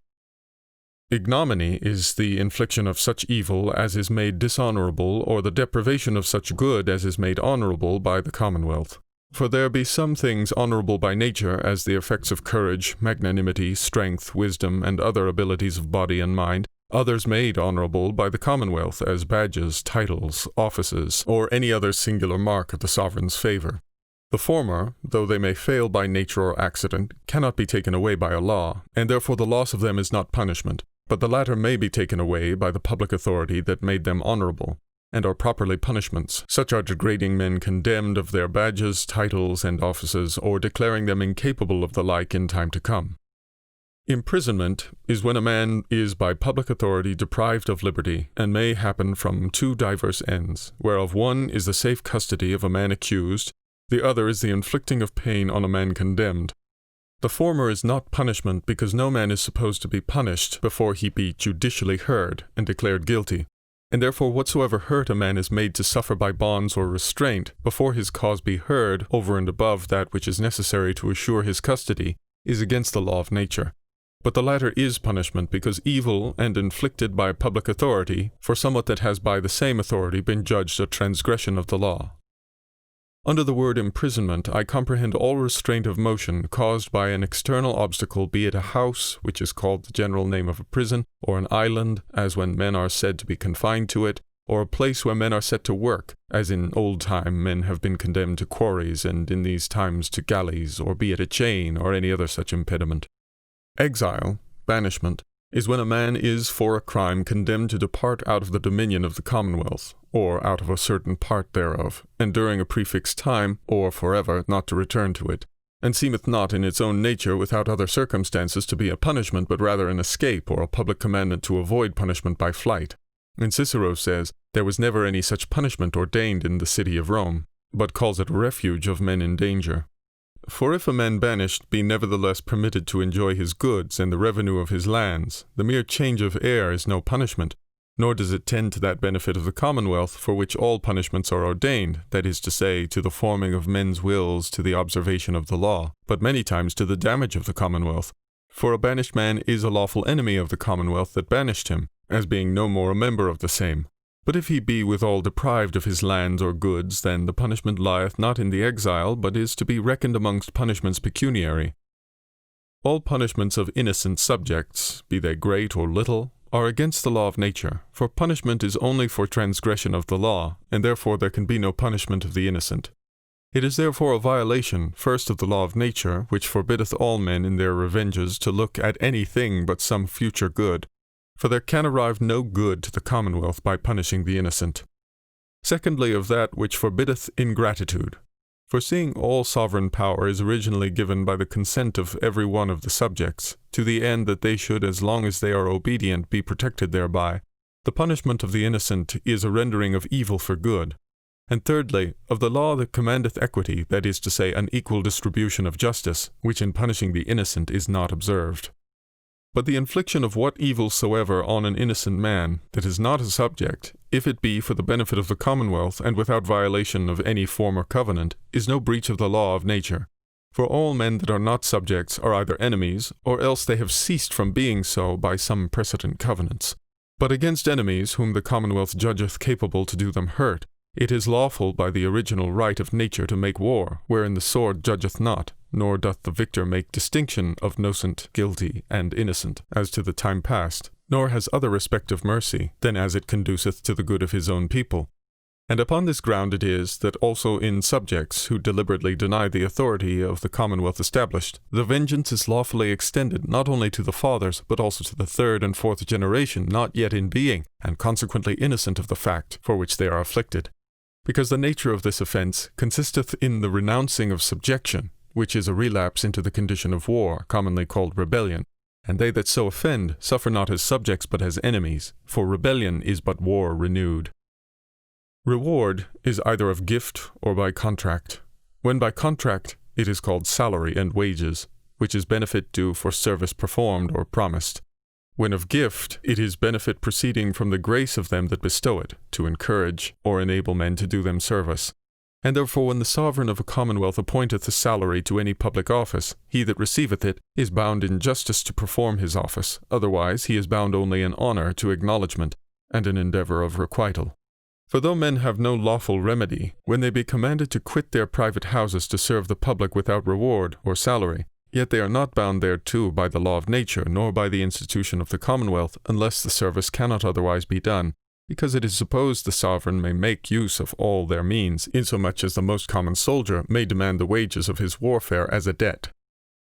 The benefits which a sovereign bestoweth on a subject for fear of some power and ability he hath to do hurt to the commonwealth are not properly rewards, for they are not salaries, because there is in this case no contract supposed, every man being obliged already not to do the commonwealth disservice, nor are they graces, because they be extorted by fear, which ought not to be incident to the sovereign power, but are rather sacrifices which the sovereign, considered in his natural person and not in the person of the commonwealth, makes for the appeasing the discontent of him he thinks more potent than himself, and encourage not to obedience, but on the contrary to the continuance and increasing of further extortion. And whereas some salaries are certain and proceed from the public treasure, and others uncertain and casual proceeding from the execution of the office for which the salary is ordained, the latter is in some cases hurtful to the commonwealth, as in the case of judicature. For where the benefit of the judges and ministers of a court of justice ariseth from the multitude of causes that are brought to their cognizance, there must needs follow two inconveniences. One is the nourishing of suits, for the more suits, the greater benefit, and another that depends on that which is contention about jurisdiction, each court drawing to itself as many causes as it can. But in offices of execution there are not those inconveniences, because their employment cannot be increased by any endeavour of their own, and thus much shall suffice for the nature of punishment and reward, which are, as it were, the nerves and tendons that move the limbs and joints of a commonwealth. Hitherto I have set forth the nature of man, whose pride and other passions have compelled him to submit himself to government, together with the great power of his governor, whom I compared to Leviathan, taking that comparison out of the 2 last verses of the 140th of Job, where God, having set forth the great power of Leviathan, calleth him king of the proud. There is nothing, saith he, on earth to be compared with him. He is made so as not to be afraid. He seeth every high thing below him, and is king of all the children of pride. But because he is mortal and subject to decay, as all other earthly creatures are, and because there is that in heaven, though not on earth, that he should stand in fear of, and whose laws he ought to obey, I shall in the next following chapters speak of his diseases, and the causes of his mortality, and of what laws of nature he is bound to obey. Chapter 29. Of those things that weaken or tend to the dissolution of a commonwealth. Though nothing can be immortal which mortals make, yet if men had the use of reason they pretend to, their commonwealths might be secured at least from perishing by internal diseases, for by the nature of their institution they are designed to live as long as mankind, or as the laws of nature, or as justice itself which gives them life. Therefore, when they come to be dissolved, not by external violence but intestine disorder, the fault is not in men as they are the matter, but as they are the makers and orderers of them. For men, as they become at least weary of irregular jostling and hewing one another, and desire with all their hearts to conform themselves into one firm and lasting edifice, so for want both of the art of making fit laws to square their actions by, and also of humility and patience to suffer the rude and cumbersome points of their present greatness to be taken off, they cannot without the help of a very able architect be compiled into any other than a crazy building, such as, hardly lasting out their own time, must assuredly fall upon the heads of their posterity. Amongst the infirmities, therefore, of a commonwealth, I will reckon in the first place those that arise from an imperfect institution, and resemble the diseases of a natural body which proceed from a defectious procreation. Of which this is one, that a man to obtain a kingdom is sometimes content with less power than to the peace and defence of the commonwealth is necessarily required. From whence it cometh to pass, that when the exercise of the power laid by is for the public safety to be resumed, it hath the resemblance of an unjust act, which disposeth great numbers of men, when occasion is presented, to rebel, in the same manner as the bodies of children gotten by diseased parents are subject either to untimely death or to purge the ill quality derived from their vicious conception by breaking out into biles and scabs. And when kings deny themselves some such necessary power, it is not always, though sometimes, out of ignorance of what is necessary to the office they undertake, but many times out of a hope to recover the same again at their pleasure, wherein they reason not well, because such as will hold them to their promises shall be maintained against them by foreign commonwealths, who, in order to the good of their own subjects, let slip few occasions to weaken the estate of their neighbours. So was Thomas Becket, Archbishop of Canterbury, supported against Henry II by the Pope, the subjection of ecclesiastics to the Commonwealth having been dispensed by William the Conqueror at his reception, when he took an oath not to infringe the liberty of the Church, and so were the barons, whose power was by William Rufus to have their help in transferring the succession from his elder brother to himself, increased to a degree inconsistent with the sovereign power, maintained in their rebellion against King John by the French. Nor does this happen in monarchy only. For whereas the style of the ancient Roman Commonwealth was the Senate and people of Rome, neither Senate nor people pretended to the whole power, which first caused the seditions of Tiberius Gracchus, Caius Gracchus, Lucius Saturninus, and others, and afterwards the wars between the Senate and the people, under Marius and Sylla, and again under Pompey and Caesar, to the extinction of their democracy and the setting up of monarchy. The people of Athens bound themselves but from one only action, which was, that no man on pain of death should propound the renewing of the war for the island of Salamis. And yet thereby, if Solon had not caused to be given out he was mad, and afterwards in gesture and habit of a madman, and in verse propounded it to be the people that flocked about him, they had had an enemy perpetually in readiness, even at the gates of their city. Such damage or shifts are all commonwealths forced to, that have their power never so little limited. In the second place, I observe the diseases of a commonwealth that proceed from the poison of seditious doctrines, whereof one is, that every private man is judge of good and evil actions. This is true in the condition of mere nature, where there are no civil laws, and also under civil government in such cases as are not determined by the law. But otherwise it is manifest that the measure of good and evil actions is the civil law, and the judge the legislator, who is always the representative of the commonwealth. From this false doctrine, men are disposed to debate with themselves and dispute the commands of the commonwealth, and afterwards to obey or disobey them as in their private judgments they shall think fit, whereby the commonwealth is distracted and weakened. Another doctrine repugnant to civil society is, that whatsoever a man does against his conscience is sin, and it dependeth on the presumption of making himself judge of good and evil. For a man's conscience and his judgment is the same thing, and as the judgment, so also the conscience may be erroneous. Therefore, though he that is subject to no civil law sinneth in all he does against his conscience, because he has no other rule to follow but his own reason, yet it is not so with him that lives in a commonwealth, because the law is the public conscience, by which he hath already undertaken to be guided. Otherwise, in such diversity as there is of private consciences, which are but private opinions, the commonwealth must needs be distracted, and no man dare to obey the sovereign power further than it shall seem good in his own eyes. It hath been also commonly taught that faith and sanctity are not to be attained by study and reason, but by supernatural inspiration or infusion. Which granted, I see not why any man should render a reason of his faith, or why every Christian should not be also a prophet, or why any man should take the law of his country rather than his own inspiration for the rule of his action. And thus we fall again in the fault of taking upon us to judge of good and evil, or to make judges of it such private men as contend to be supernaturally inspired, to the dissolution of all civil government. Faith comes by hearing, and hearing by those accidents which guide us into the presence of them that speak to us, which accidents are all contrived by God Almighty, and yet are not supernatural, but only for the great number of them that concur to every effect unobservable. Faith and sanctity are indeed not very frequent, but yet they are not miracles, but brought to pass by education, discipline, correction, and other natural ways by which God worketh them in his elect, at such times as he thinketh fit.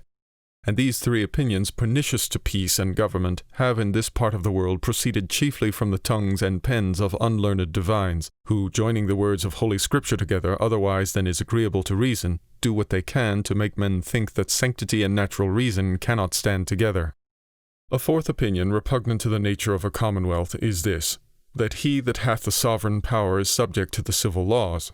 It is true that sovereigns are all subject to the laws of nature, because such laws be divine, and cannot by any man or commonwealth be abrogated. But to those laws which the sovereign himself, that is, which the commonwealth maketh, he is not subject. For to be subject to laws is to be subject to the commonwealth, that is, to the sovereign representative, that is, to himself, which is not subjection but freedom from the laws, which error, because it setteth the laws above the sovereign, setteth also a judge above him, and a power to punish him, which is to make a new sovereign. And again for the same reason a third, to punish the second, and so continually without end, to the confusion and dissolution of the commonwealth. A fifth doctrine that tendeth to the dissolution of a commonwealth is that every private man has an absolute propriety in his goods, such as excludeth the right of the sovereign. Every man has indeed a propriety that excludes the right of every other subject, and he has it only from the sovereign power, without the protection whereof every man should have equal right to the same. But if the right of the sovereign also be excluded, he cannot perform the office they have put him into, which is, to defend them both from foreign enemies and from the injuries of one another, and consequently there is no longer a commonwealth. And if the propriety of subjects exclude not the right of the sovereign representative to their goods, much less to their offices of judicature or execution, in which they represent the sovereign himself, there is a sixth doctrine, plainly and directly against the essence of a commonwealth, and 'tis this, that the sovereign power may be divided. For what is to divide the power of a commonwealth but to dissolve it? For powers divided mutually destroy each other. And for these doctrines men are chiefly beholding to some of those that, making professions of the laws, endeavor to make them depend upon their own learning and not upon the legislative power. And as false doctrine, so also oftentimes the example of different government in a neighboring nation disposeth men to alternation of the form already settled.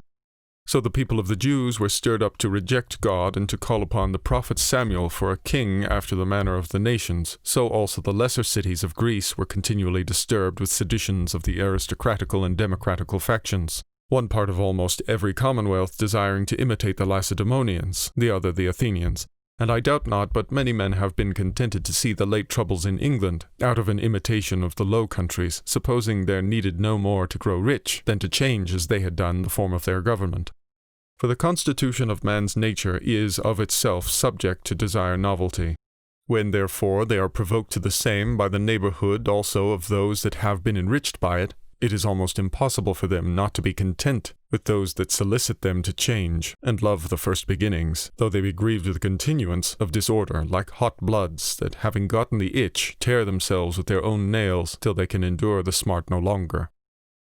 And as to the rebellion in particular against monarchy, one of the most frequent causes of it is the reading of the books of policy and histories of the ancient Greeks and Romans, from which young men and all others that are unprovided of the antidote of solid reason, receiving a strong and delightful impression of the great exploits of war achieved by the conductors of their armies, receive withal a pleasing idea of all they have done besides, and imagine their great prosperity not to have proceeded from the emulation of particular men, but from the virtue of their popular form of government, not considering the frequent seditions and civil wars produced by the imperfection of their policy.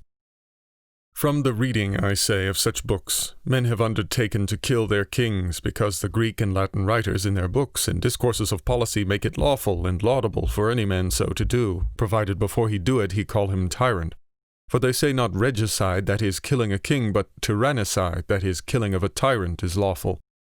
From the same books, they that live under a monarch conceive an opinion that the subjects in a popular commonwealth enjoy liberty, but that in a monarchy they are all slaves. I say, they that live under a monarchy conceive such an opinion, not they that live under a popular government, for they find no such matter. In sum, I cannot imagine how anything can be more prejudicial to a monarchy than the allowing of such books to be publicly read, without present applying such correctives of discreet masters, as are fit to take away their venom, which venom I will not doubt to compare to the biting of a mad dog, which is a disease the physicians call hydrophobia, or fear of water. For as he that is so bitten has a continual torment of thirst, and yet abhorreth water, and is in such a state as if the poison endeavoured to convert him into a dog, so when a monarchy is once bitten to the quick by those democratical writers, that continually snarl at that estate, it wanteth nothing more than a strong monarch, which nevertheless, out of a certain tyrannophobia, or fear of being strongly governed, when they have him, they abhor.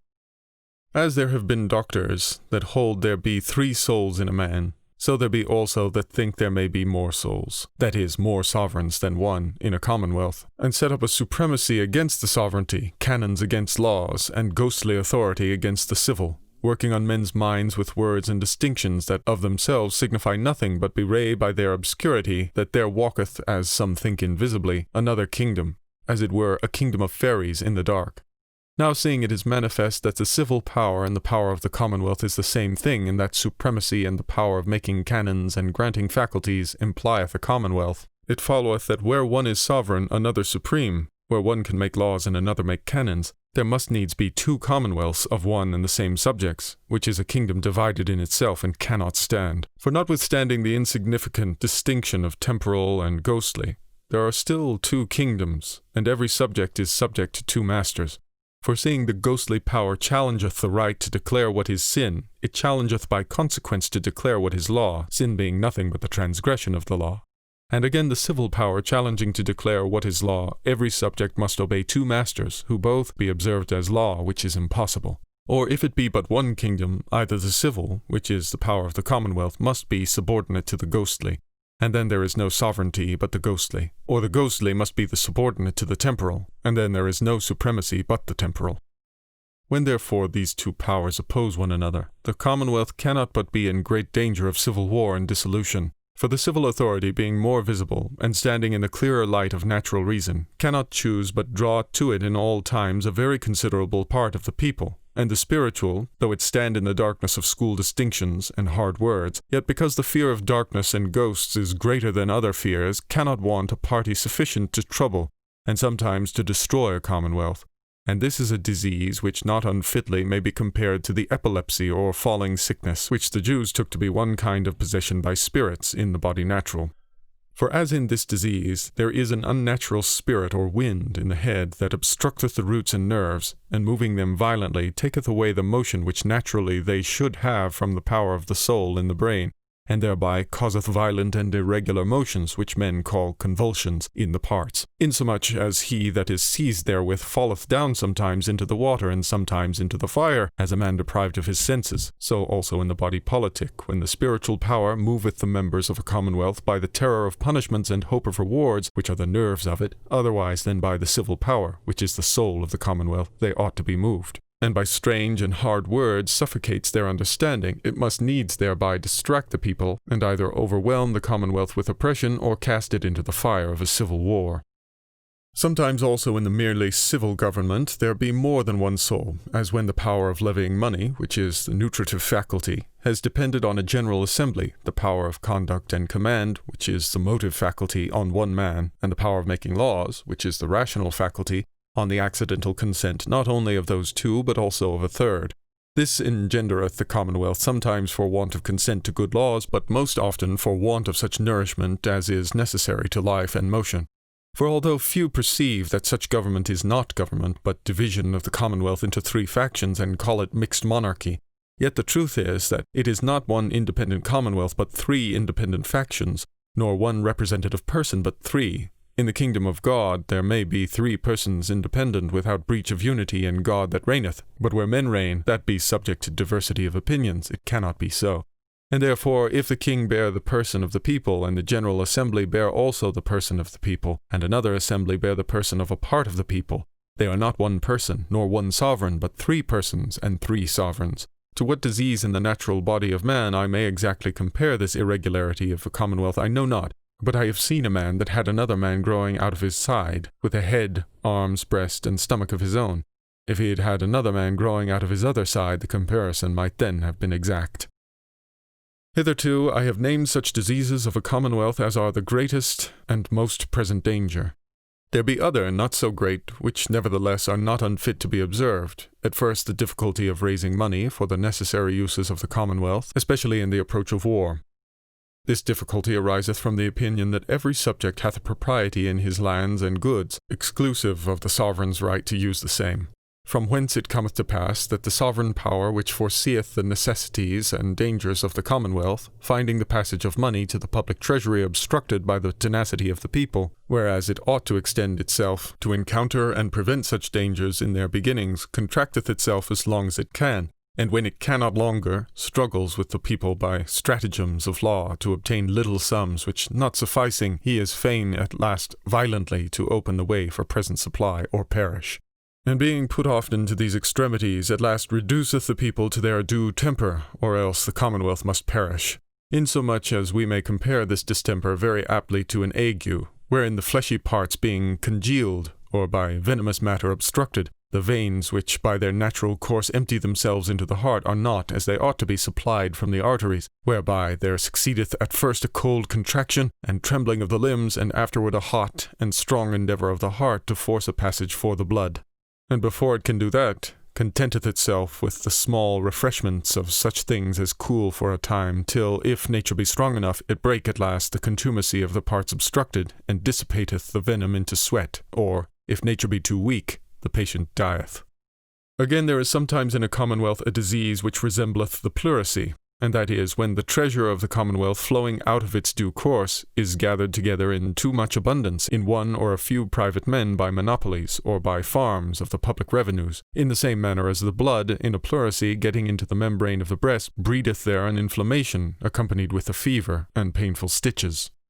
Also the popularity of a potent subject, unless the commonwealth have very good caution of his fidelity, is a dangerous disease, because the people, which should receive their motion from the authority of the sovereign by the flattery and by the reputation of an ambitious man, are drawn away from their obedience to the laws to follow a man of whose virtues and designs they have no knowledge. And this is commonly of more danger in a popular government than in a monarchy, because an army is of so great force and multitude, as it may easily be made believe they are the people. By this means it was that Julius Caesar, who was set up by the people against the Senate, having won to himself the affections of his army, made himself master both of Senate and people. And this proceeding of popular and ambitious men is plain rebellion, and may be resembled to the effects of witchcraft. Another infirmity of a commonwealth is the immoderate greatness of a town, when it is able to furnish out of its own circuit the number and expense of a great army, as also the great number of corporations, which are, as it were, many lesser commonwealths in the bowels of a greater, like worms in the entrails of a natural man, to which may be added the liberty of disputing against absolute power by pretenders to political prudence, which though bred for the most part in the lees of the people, yet animated by false doctrines are perpetually meddling in the fundamental laws to the molestation of the commonwealth, like the little worms which physicians call Ascarides. We may further add the insatiable appetite or bulimia of enlarging dominion, with the incurable wounds thereby many times received from the enemy, and the wens of ununited conquests, which are many times a burden, and with less danger lost than kept, as also the lethargy of ease and consumption of riot and vain expense. Lastly, when in a war, foreign or intestine, the enemies get a final victory, so as, the forces of the Commonwealth keeping the field no longer, there is no further protection of subjects in their loyalty, then is the Commonwealth dissolved, and every man at liberty to protect himself by such courses as his own discretion shall suggest unto him. For the sovereign is the public soul, giving life and motion to the Commonwealth, which, expiring, the members are governed by it no more than the carcass of a man by his departed, though immortal soul. For though the right of a sovereign monarch cannot be extinguished by the act of another, yet the obligation of the members may. For he that wants protection may seek it anywhere, and when he hath it, is obliged, without fraudulent pretence of having submitted himself out of fear, to protect his protection as long as he is able. But when the power of an assembly is once suppressed, the right of the same perisheth utterly, because the assembly itself is extinct, and consequently there is no possibility for the sovereign to re-enter. Chapter 30. Of the office of the sovereign representative. The office of the sovereign, be it a monarch or an assembly, consisteth in the end for which he was trusted with the sovereign power, namely the procuration of the safety of the people, to which he is obliged by the law of nature, and to render an account thereof to God, the author of that law, and to none but him. But by safety here is not meant a bare preservation, but also all other contentments of life, which every man by lawful industry without danger or hurt to the commonwealth shall acquire to himself. And this is intended should be done, not by care applied to individuals, further than their protection from injuries when they shall complain, but by a general providence contained in public instruction, both of doctrine and example, and in the making and executing of good laws to which individual persons may apply their own cases. And because if the essential rights of sovereignty, specified before the 18th chapter, be taken away, the commonwealth is thereby dissolved, and every man returneth into the condition and calamity of war with every other man, which is the greatest evil that can happen in this life.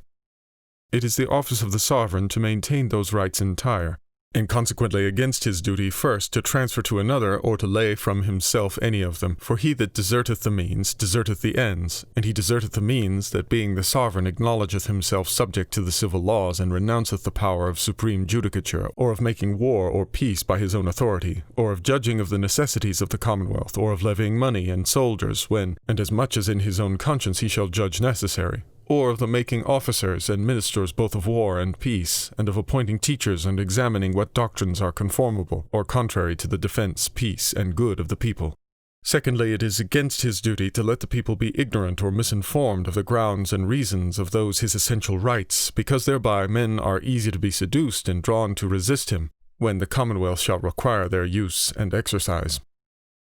And the grounds of these rights have the rather need to be diligently and truly taught, because they cannot be maintained by any civil law or terror of legal punishment. For a civil law that shall forbid rebellion, and such is all resistance to the essential rights of the sovereignty, is not, as a civil law, any obligation, but by virtue only of the law of nature that forbiddeth the violation of faith, which natural obligation, if men know not, they cannot know the right of any law that the sovereign maketh. And for the punishment, they take it but for an act of hostility, which when they think they have strength enough, they will endeavor by acts of hostility to avoid. As I have heard some say that justice is but a word, without substance, and that whatsoever a man can by force or art acquire to himself, not only in the condition of war, but also in a commonwealth, is his own, which I have already showed to be false, so there be also that maintain that there are no grounds nor principles of reason to sustain those essential rights which make sovereignty absolute. For if there were, they would have been found out in some place or other, whereas we see there has not hitherto been any commonwealth where those rights have been acknowledged or challenged, wherein they argue as ill as if the savage people of America should deny there were any grounds or principles of reason so to build a house as to last as long as the materials, because they never yet saw any so well built. Time and industry produce every day new knowledge, and as the art of well-building is derived from principles of reason, observed by industrious men that had long studied the nature of materials and the diverse effects to figure and proportion, long after mankind began, though poorly, to build, so long time after men have begun to constitute commonwealths, imperfect and apt to relapse into disorder, there may principles of reason be found out, by industrious meditation, to make their constitution, excepting by external violence, everlasting. And such are those which I have in this discourse set forth, which, whether they come not into the sight of those that have power to make use of them, or be neglected by them or not, concerneth my particular interest at this day very little. But supposing that these of mine are not such principles of reason, yet I am sure they are principles from authority of Scripture, as I shall make it appear, when I shall come to speak of the kingdom of God, administered by Moses over the Jews, his peculiar people by covenant. But they say again that though the principles be right, yet common people are not of capacity enough to be made to understand them. I should be glad that the rich and potent subjects of a kingdom, or those that are accounted the most learned, were no less incapable than they. But all men know that the obstructions to this kind of doctrine proceed not so much from the difficulty of the matter, as from the interest of them that are to learn. Potent men digest hardly anything that setteth up a power to bridle their affections, and learned men anything that discovereth their errors, and thereby lesseneth their authority. Whereas the common people's minds, unless they be tainted with dependence on the potent, or scribbled over with the opinions of their doctors, are like clean paper, fit to receive whatsoever by public authority shall be imprinted in them. Shall whole nations be brought to acquiesce in the great mysteries of the Christian religion which are above reason, and millions of men be made to believe that the same body may be in innumerable places at one and the same time, which is against reason? And shall not men be able, by their teaching and preaching, protected by the law, to make that received which is so consonant to reason that any unprejudicated man needs no more to learn it than to hear it? I conclude there, too, that in the instruction of the people in the essential rights, which are the natural and fundamental laws of sovereignty, there is no difficulty, whilst the sovereign has his power entire, but what proceeds from his own fault, or the fault of those whom he trusteth in the administration of the commonwealth, and consequently it is his duty to cause them so to be instructed, and not only his duty, but his benefit also, and security against the danger that may arrive to himself in his natural person from rebellion. And, to descend to particulars, the people are to be taught first that they ought not to be in love with any form of government they see in their neighbor nations more than with their own, nor whatsoever present prosperity they behold in nations that are otherwise governed than they to desire change. For the prosperity of a people ruled by an aristocratical or democratical assembly cometh not from aristocracy, nor from democracy, but from the obedience and concord of the subjects. Nor do the people flourish in a monarchy because one man has the right to rule them, but because they obey him. Take away in any kind of state the obedience and consequently the concord of the people, and they shall not only not flourish, but in short time be dissolved. And they that go about by disobedience to do no more than reform the commonwealth shall find they do thereby destroy it, like the foolish daughters of Peleus in the fable, which, desiring to renew the youth of their decrepit father, did by the counsel of Medea cut him in pieces, and boil him together with strange herbs, but made not of him a new man. This desire of change is like the breach of the first of God's commandments, for there God says, Non habebis deos alienos, thou shalt not have the gods of other nations, and in another place concerning kings, that they are gods. Secondly, they are to be taught that they ought not to be led with admiration of the virtue of any of their fellow subjects, how high soever he stand, or how conspicuously soever he shine in the commonwealth, nor of any assembly except the sovereign assembly, so as to defer to them any obedience or honor appropriate to the sovereign only, whom, in their particular stations, they represent, nor to receive any influence from them, but such as is conveyed by them from the sovereign authority. For that sovereign cannot be imagined to love his people as he ought, that is, not jealous of them, but suffers them by the flattery of popular men to be seduced from their loyalty, as they have often been not only secretly but openly, so as to proclaim marriage with them in face ecclesia by preachers, and by publishing the same in the open streets, which may fitly be compared to the violation of the second of the 10 Commandments. Thirdly, in consequence to this, they ought to be informed how great a fault it is to speak evil of the sovereign representative, whether one man or an assembly of men, or to argue and dispute his power, or any way to use his name irreverently, whereby he may be brought into contempt with his people, and their obedience, in which the safety of the commonwealth consisteth, slackened, which doctrine the 3rd commandment by resemblance pointeth to. Fourthly, seeing people cannot be taught this, nor when 'tis taught remember it, nor after one generation past, so much as know in whom the sovereign power is placed, without setting apart from their ordinary labor some certain times in which they may attend those that are appointed to instruct them, it is necessary that some such times be determined, wherein they may assemble together, and after prayers and praises given to God, the sovereign of sovereigns, hear those their duties told them, and the positive laws, such as generally concern them all, read and expounded, and be put in mind of the authority that maketh them laws. To this end had the Jews every 7th day a Sabbath, in which the law was read and expounded, and in the solemnity whereof they were put in mind that their king was God, that having created the world in 6 days, he rested the 7th day, and by their resting on it from their labor, that God was their king, which redeemed them from their servile and painful labor in Egypt, and gave them a time after they had rejoiced in God to take joy also in themselves, by lawful recreation. So that the first table of the commandments is spent all in setting down the sum of God's absolute power, not only as God, but as king by pact, in particular,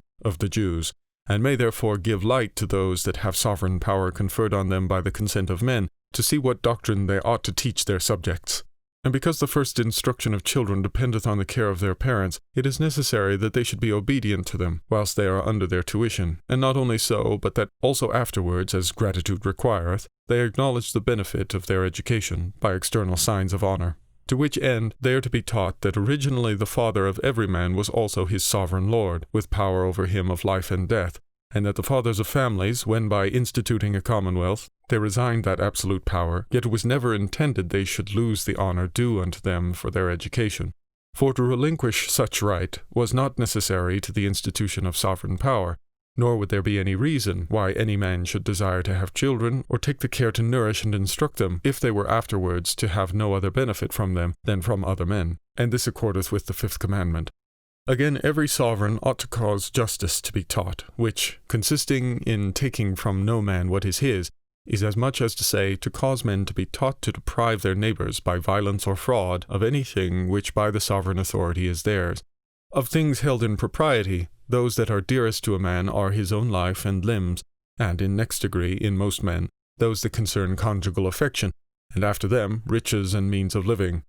Therefore, the people are to be taught to abstain from violence to one another's person by private revenges, from violation of conjugal honour, and from forcible rapine, and fraudulent surreption of one another's goods, for which purpose also it is necessary they be showed the evil consequences of false judgment by corruption either of judges or witnesses, whereby the distinction of propriety is taken away, and justice becomes of no effect, all which things are intimated in the 6th, 7th, 8th, and 9th commandments. Lastly, they are to be taught that not only the unjust facts, but the designs and intentions to do them, though by accident hindered, are injustice, which consisteth in the depravity of the will, as well as in the irregularity of the act. And this is the intention of the 10th commandment, and the sum of the 2nd table, which is reduced all to this one commandment of mutual charity, thou shalt love thy neighbour as thyself, as the sum of the 1st table is reduced to the love of God, whom they had then newly received as their king. As for the means and conduits by which the people may receive this instruction, we are to search by what means so many opinions, contrary to the peace of mankind, upon weak and false principles, have nevertheless been so deeply rooted in them. I mean those which I have in the precedent chapter specified, as that men shall judge of what is lawful and unlawful, not by the law itself, but by their own consciences, that is to say, by their own private judgments. That subjects sin in obeying the commands of the commonwealth, unless they themselves have first judged them to be lawful, that their propriety in their riches is such as to exclude the dominion which the commonwealth hath over the same, that it is lawful for subjects to kill such as they call tyrants, that the sovereign power may be divided, and the like, which come to be instilled into the people by this means. They whom necessity or covetousness keepeth attent on their trades and labour, and they on the other side whom superfluity or sloth carrieth after their sensual pleasures, which 2 sorts of men take up the greatest part of mankind, being diverted from the deep meditation, which the learning of truth, not only in the matter of natural justice, but also of all other sciences necessarily requireth, receive the notions of their duty chiefly from divines in the pulpit, and partly from such of their neighbours or familiar acquaintance, as having the faculty of discoursing readily and plausibly, seem wiser and better learned in cases of law and conscience than themselves. And the divines, and such others as make show of learning, derive their knowledge from the universities, and from the schools of law, or from the books which by men eminent in those schools and universities have been published. It is therefore manifest that the instruction of the people dependeth wholly on the right teaching of the youth in the universities. But are not, may some men say, the universities of England learned enough already to do that? Or is it you will undertake to teach the universities? Hard questions. Yet to the first I doubt not to answer, that till towards the latter end of Henry VIII, the power of the Pope was always upheld against the power of the Commonwealth, principally by the universities, and that the doctrines maintained by so many preachers against the sovereign power of the king, and by so many lawyers and others that had their education there. It is a sufficient argument that though the universities were not authors of those false doctrines, yet they knew not how to plant the true. For in such a contradiction of opinions, it is most certain that they have not been sufficiently instructed, and 'tis no wonder if they yet retain a relish of that subtle liquor wherewith they were first seasoned against the civil authority. But to the latter question it is not fit nor needful for me to say either aye or no, for any man that sees what I am doing may easily perceive what I think. The safety of the people requireth further from him, or them that have the sovereign power, that justice be equally administered to all degrees of people, that as well the rich and mighty as poor and obscure persons may be righted of the injuries done them, so as the great may have no greater hope of impunity when they do violence, dishonour, or any injury to the meaner sort, than when one of these does the like to one of them. For in this consisteth equity, to which, as being a precept of the law of nature, a sovereign is as much subject as any of the meanest of his people. All breaches of the law are offences against the commonwealth, but there be some that are also against private persons. Those that concern the commonwealth only may without breach of equity be pardoned. For every man may pardon what is done against himself according to his own discretion, but an offence against a private man cannot in equity be pardoned without the consent of him that is injured, or reasonable satisfaction. The inequality of subjects proceedeth from the acts of sovereign power, and therefore has no more place in the presence of the sovereign, that is to say, in a court of justice, than the inequality between kings and their subjects in the presence of the King of Kings. The honour of great persons is to be valued for their beneficence, and the aids they give to men of inferior rank or not at all. And the violences, oppressions, and injuries they do are not extenuated but aggravated by the greatness of their persons, because they have least need to commit them. The consequences of this partiality towards the great proceed in this manner. Impunity maketh insolence, insolence hatred, and hatred an endeavour to pull down all oppressing and contumelious greatness, though with the ruin of the commonwealth. To equal justice appertaineth also the equal imposition of taxes, the equality whereof dependeth not on the equality of riches, but on the equality of the debt, that every man oweth to the commonwealth for his defence. It is not enough for a man to labour for the maintenance of his life, but also to fight, if need be, for the securing of his labour. They must either do as the Jews did after their return from captivity in re-edifying the temple, build with one hand and hold the sword in the other, or else they must hire others to fight for them. For the impositions that are laid on the people by the sovereign power are nothing else but the wages due to them that hold the public sword, to defend private men in the exercise of their several trades and callings. Seeing then the benefit that every one receiveth thereby is the enjoyment of life, which is equally dear to poor and rich, the debt which a poor man oweth them that defend his life is the same which a rich man oweth for the defence of his, saving that the rich, who have the service of the poor, may be debtors not only for their own persons, but for many more. Which considered the equality of imposition consisteth rather in the equality of that which is consumed, than of the riches of the person that consumed the same. For what reason is there that he which laboureth much, and sparing the fruits of his labour consumeth little, should be more charged than he that living idly getteth little, and spendeth all he gets? Seeing the one hath no more protection from the commonwealth than the other. But when the impositions are laid upon these things which men consume, every man payeth equally for what he useth, nor is the commonwealth defrauded by the luxurious waste of private men. And whereas many men by accident inevitable become unable to maintain themselves by their labour, they ought not to be left to the charity of private persons, but to be provided for, as far forth as the necessities of nature require, by the laws of the commonwealth. For as it is uncharitableness in any man to neglect the impotent, so it is in the sovereign of a commonwealth to expose them to the hazard of such uncertain charity. But for such as have strong bodies, the case is otherwise. They are to be forced to work, and to avoid the excuse of not finding employment, there ought to be such laws as may encourage all manner of arts, as navigation, agriculture, fishing, and all manner of manufacture that requires labour. The multitude of poor and yet strong people still increasing, they are to be transplanted into countries not sufficiently inhabited, where nevertheless they are not to exterminate those they find there, but constrain them to inhabit closer together, and not to range a great deal of ground to snatch what they find, but to court each little plot with art and labour, to give them their sustenance in due season. And when all the world is overcharged with inhabitants, then the last remedy of all is war, which provideth for every man by victory or death. To the care of the sovereign belongeth the making of good laws. But what is a good law? By a good law I mean not a just law, for no law can be unjust. The law is made by the sovereign power, and all that is done by such power is warranted and owned by every one of the people. And that which every man will have so, no man can say is unjust.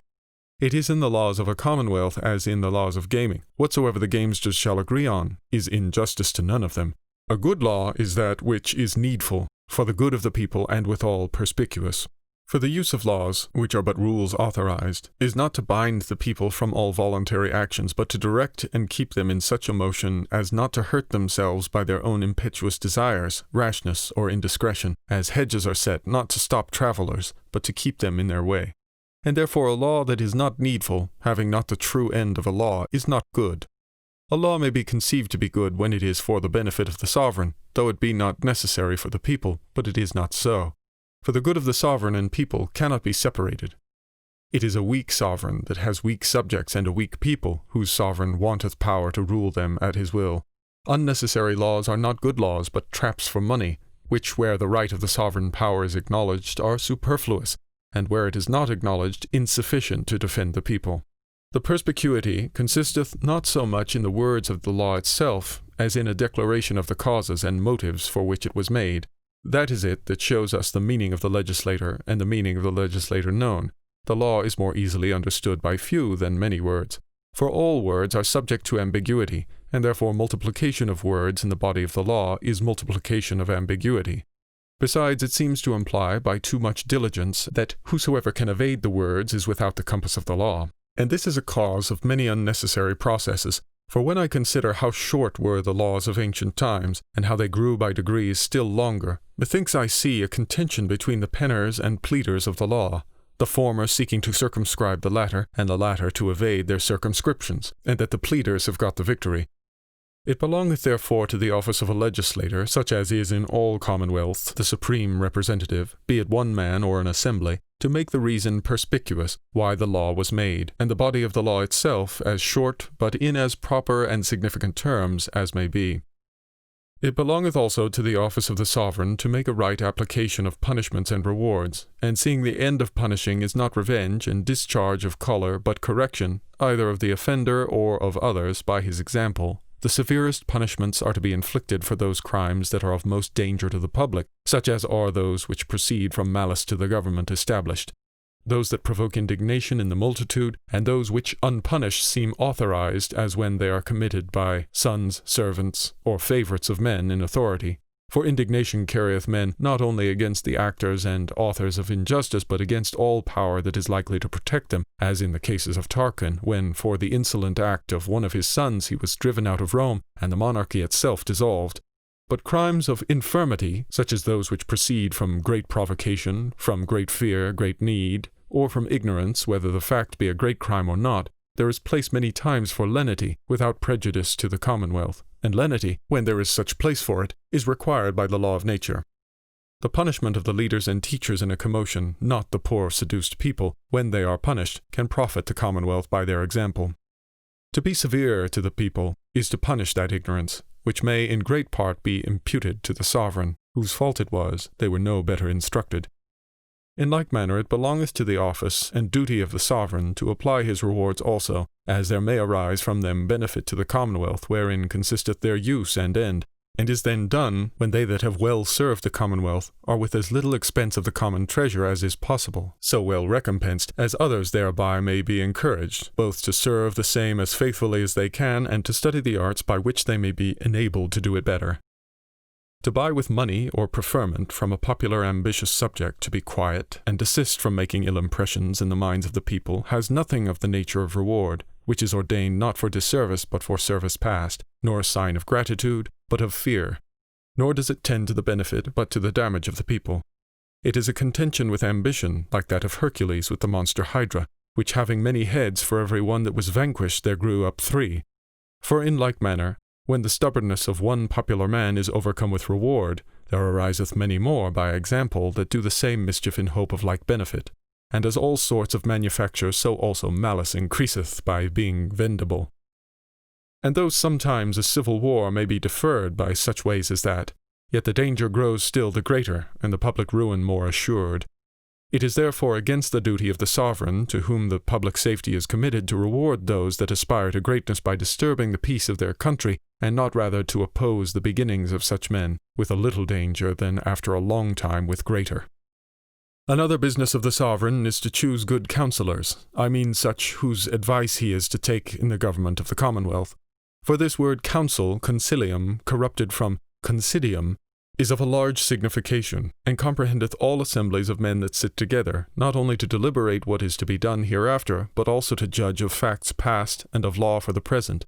I take it here in the first sense only, and in this sense there is no choice of counsel, neither in a democracy nor aristocracy, because the persons counselling are members of the person counselled. The choice of counsellors, therefore, is proper to monarchy, in which the sovereign that endeavoureth not to make choice of those that in every kind are the most able, dischargeth not his office as he ought to do. The most able counsellors are they that have least hope of benefit by giving evil counsel, and most knowledge of those things that conduce to the peace and defence of the commonwealth. It is a hard matter to know who expecteth benefit from public troubles, but the signs that guide to a just suspicion is the soothing of the people in their unreasonable or irremediable grievances by men whose estates are not sufficient to discharge their accustomed expenses, and may easily be observed by any one whom it concerns to know it. But to know who has most knowledge of the public affairs is yet harder, and they that know them need them a great deal the less. For to know who knows the rules almost of any art is a great degree of the knowledge of the same art, because no man can be assured of the truth of another's rules, but he that is first taught to understand them. But the best signs of knowledge of any art are much conversing in it, and constant good effects of it. Good counsel comes not by lot, nor by inheritance, and therefore there is no more reason to expect good advice from the rich or noble in matter of state than in delineating the dimensions of a fortress, unless we shall think there needs no method in the study of the politics, as there does in the study of geometry, but only to be lookers on, which is not so. For the politics is the harder study of the two, whereas in these parts of Europe it hath been taken for a right of certain persons to have place in the highest council of state by inheritance. It is derived from the conquests of the ancient Germans, wherein many absolute lords joining together to conquer other nations would not enter into the confederacy, without such privileges as might be marks of difference in time following, between their posterity and the posterity of their subjects, which privileges being inconsistent with the sovereign power by the favour of the sovereign, they may seem to keep, but contending for them as their right, they must needs by degrees let them go, and have at last no further honour than adhereth naturally to their abilities. And how able soever be the counsellors in any affair, the benefit of their counsel is greater, when they give every one his advice and the reasons of it apart, than when they do it in an assembly, by way of orations, and when they have premeditated, than when they speak on the sudden, both because they have more time to survey the consequences of action, and are less subject to be carried away to contradiction, through envy, emulation, or other passions arising from the difference of opinion. The best counsel in those things that concern not other nations, but only the ease and benefit the subjects may enjoy by laws that look only inward, is to be taken from the general informations and complaints of the people of each province, who are best acquainted with their own wants, and ought therefore, when they demand nothing in derogation of the essential rights of sovereignty, to be diligently taken notice of. For without those essential rights, as I have often said before, the commonwealth cannot at all subsist. A commander of an army in chief, if he be not popular, shall not be beloved nor feared as he ought to be by his army, and consequently cannot perform that office with good success. He must therefore be industrious, valiant, affable, liberal, and fortunate, that he may gain an opinion both of sufficiency and of loving his soldiers. This is popularity, and breeds in the soldiers both desire and courage, to recommend themselves to his favour, and protects the severity of the general in punishing, when need is, the mutinous or negligent soldiers. But this love of soldiers, if caution be not given of the commander's fidelity, is a dangerous thing to sovereign power, especially when it is in the hands of an assembly not popular. It belongeth therefore to the safety of the people, both that they be good conductors and faithful subjects to whom the sovereign commits his armies. But when the sovereign himself is popular, that is reverenced and beloved by his people, there is no danger at all from the popularity of a subject. For soldiers are never so generally unjust as to side with their captain, though they love him, against their sovereign, when they love not only his person but also his cause. And therefore those who by violence have at any time suppressed the power of their lawful sovereign, before they could settle themselves in his place, have been always put to the trouble of contriving their titles to save the people from the shame of receiving them. To have a known right to sovereign power is so popular a quality, as he that has it needs no more for his own part to turn the hearts of his subjects to him, but that they see him able absolutely to govern his own family, nor on the part of his enemies but a disbanding of their armies. For the greatest and most active part of mankind has never hitherto been well contented with the present. Concerning the offices of one sovereign to another, which are comprehended in that law which is commonly called the law of nations, I need not say anything in this place, because the law of nations and the law of nature is the same thing, and every sovereign hath the same right in procuring the safety of his people, that any particular man can have in procuring his own safety, and the same law that dictateth to men that have no civil government what they ought to do, and what to avoid in regard of one another, dictateth the same to commonwealths, that is, to the consciences of sovereign princes and sovereign assemblies, there being no court of natural justice but in the conscience only, where not man but God reigneth, whose laws, such of them as oblige all mankind in respect of God, as he is the author of nature, are natural, and in respect of the same God, as he is King of kings, are laws. But of the kingdom of God, as King of kings, and as king also of a peculiar people, I shall speak in the rest of this discourse.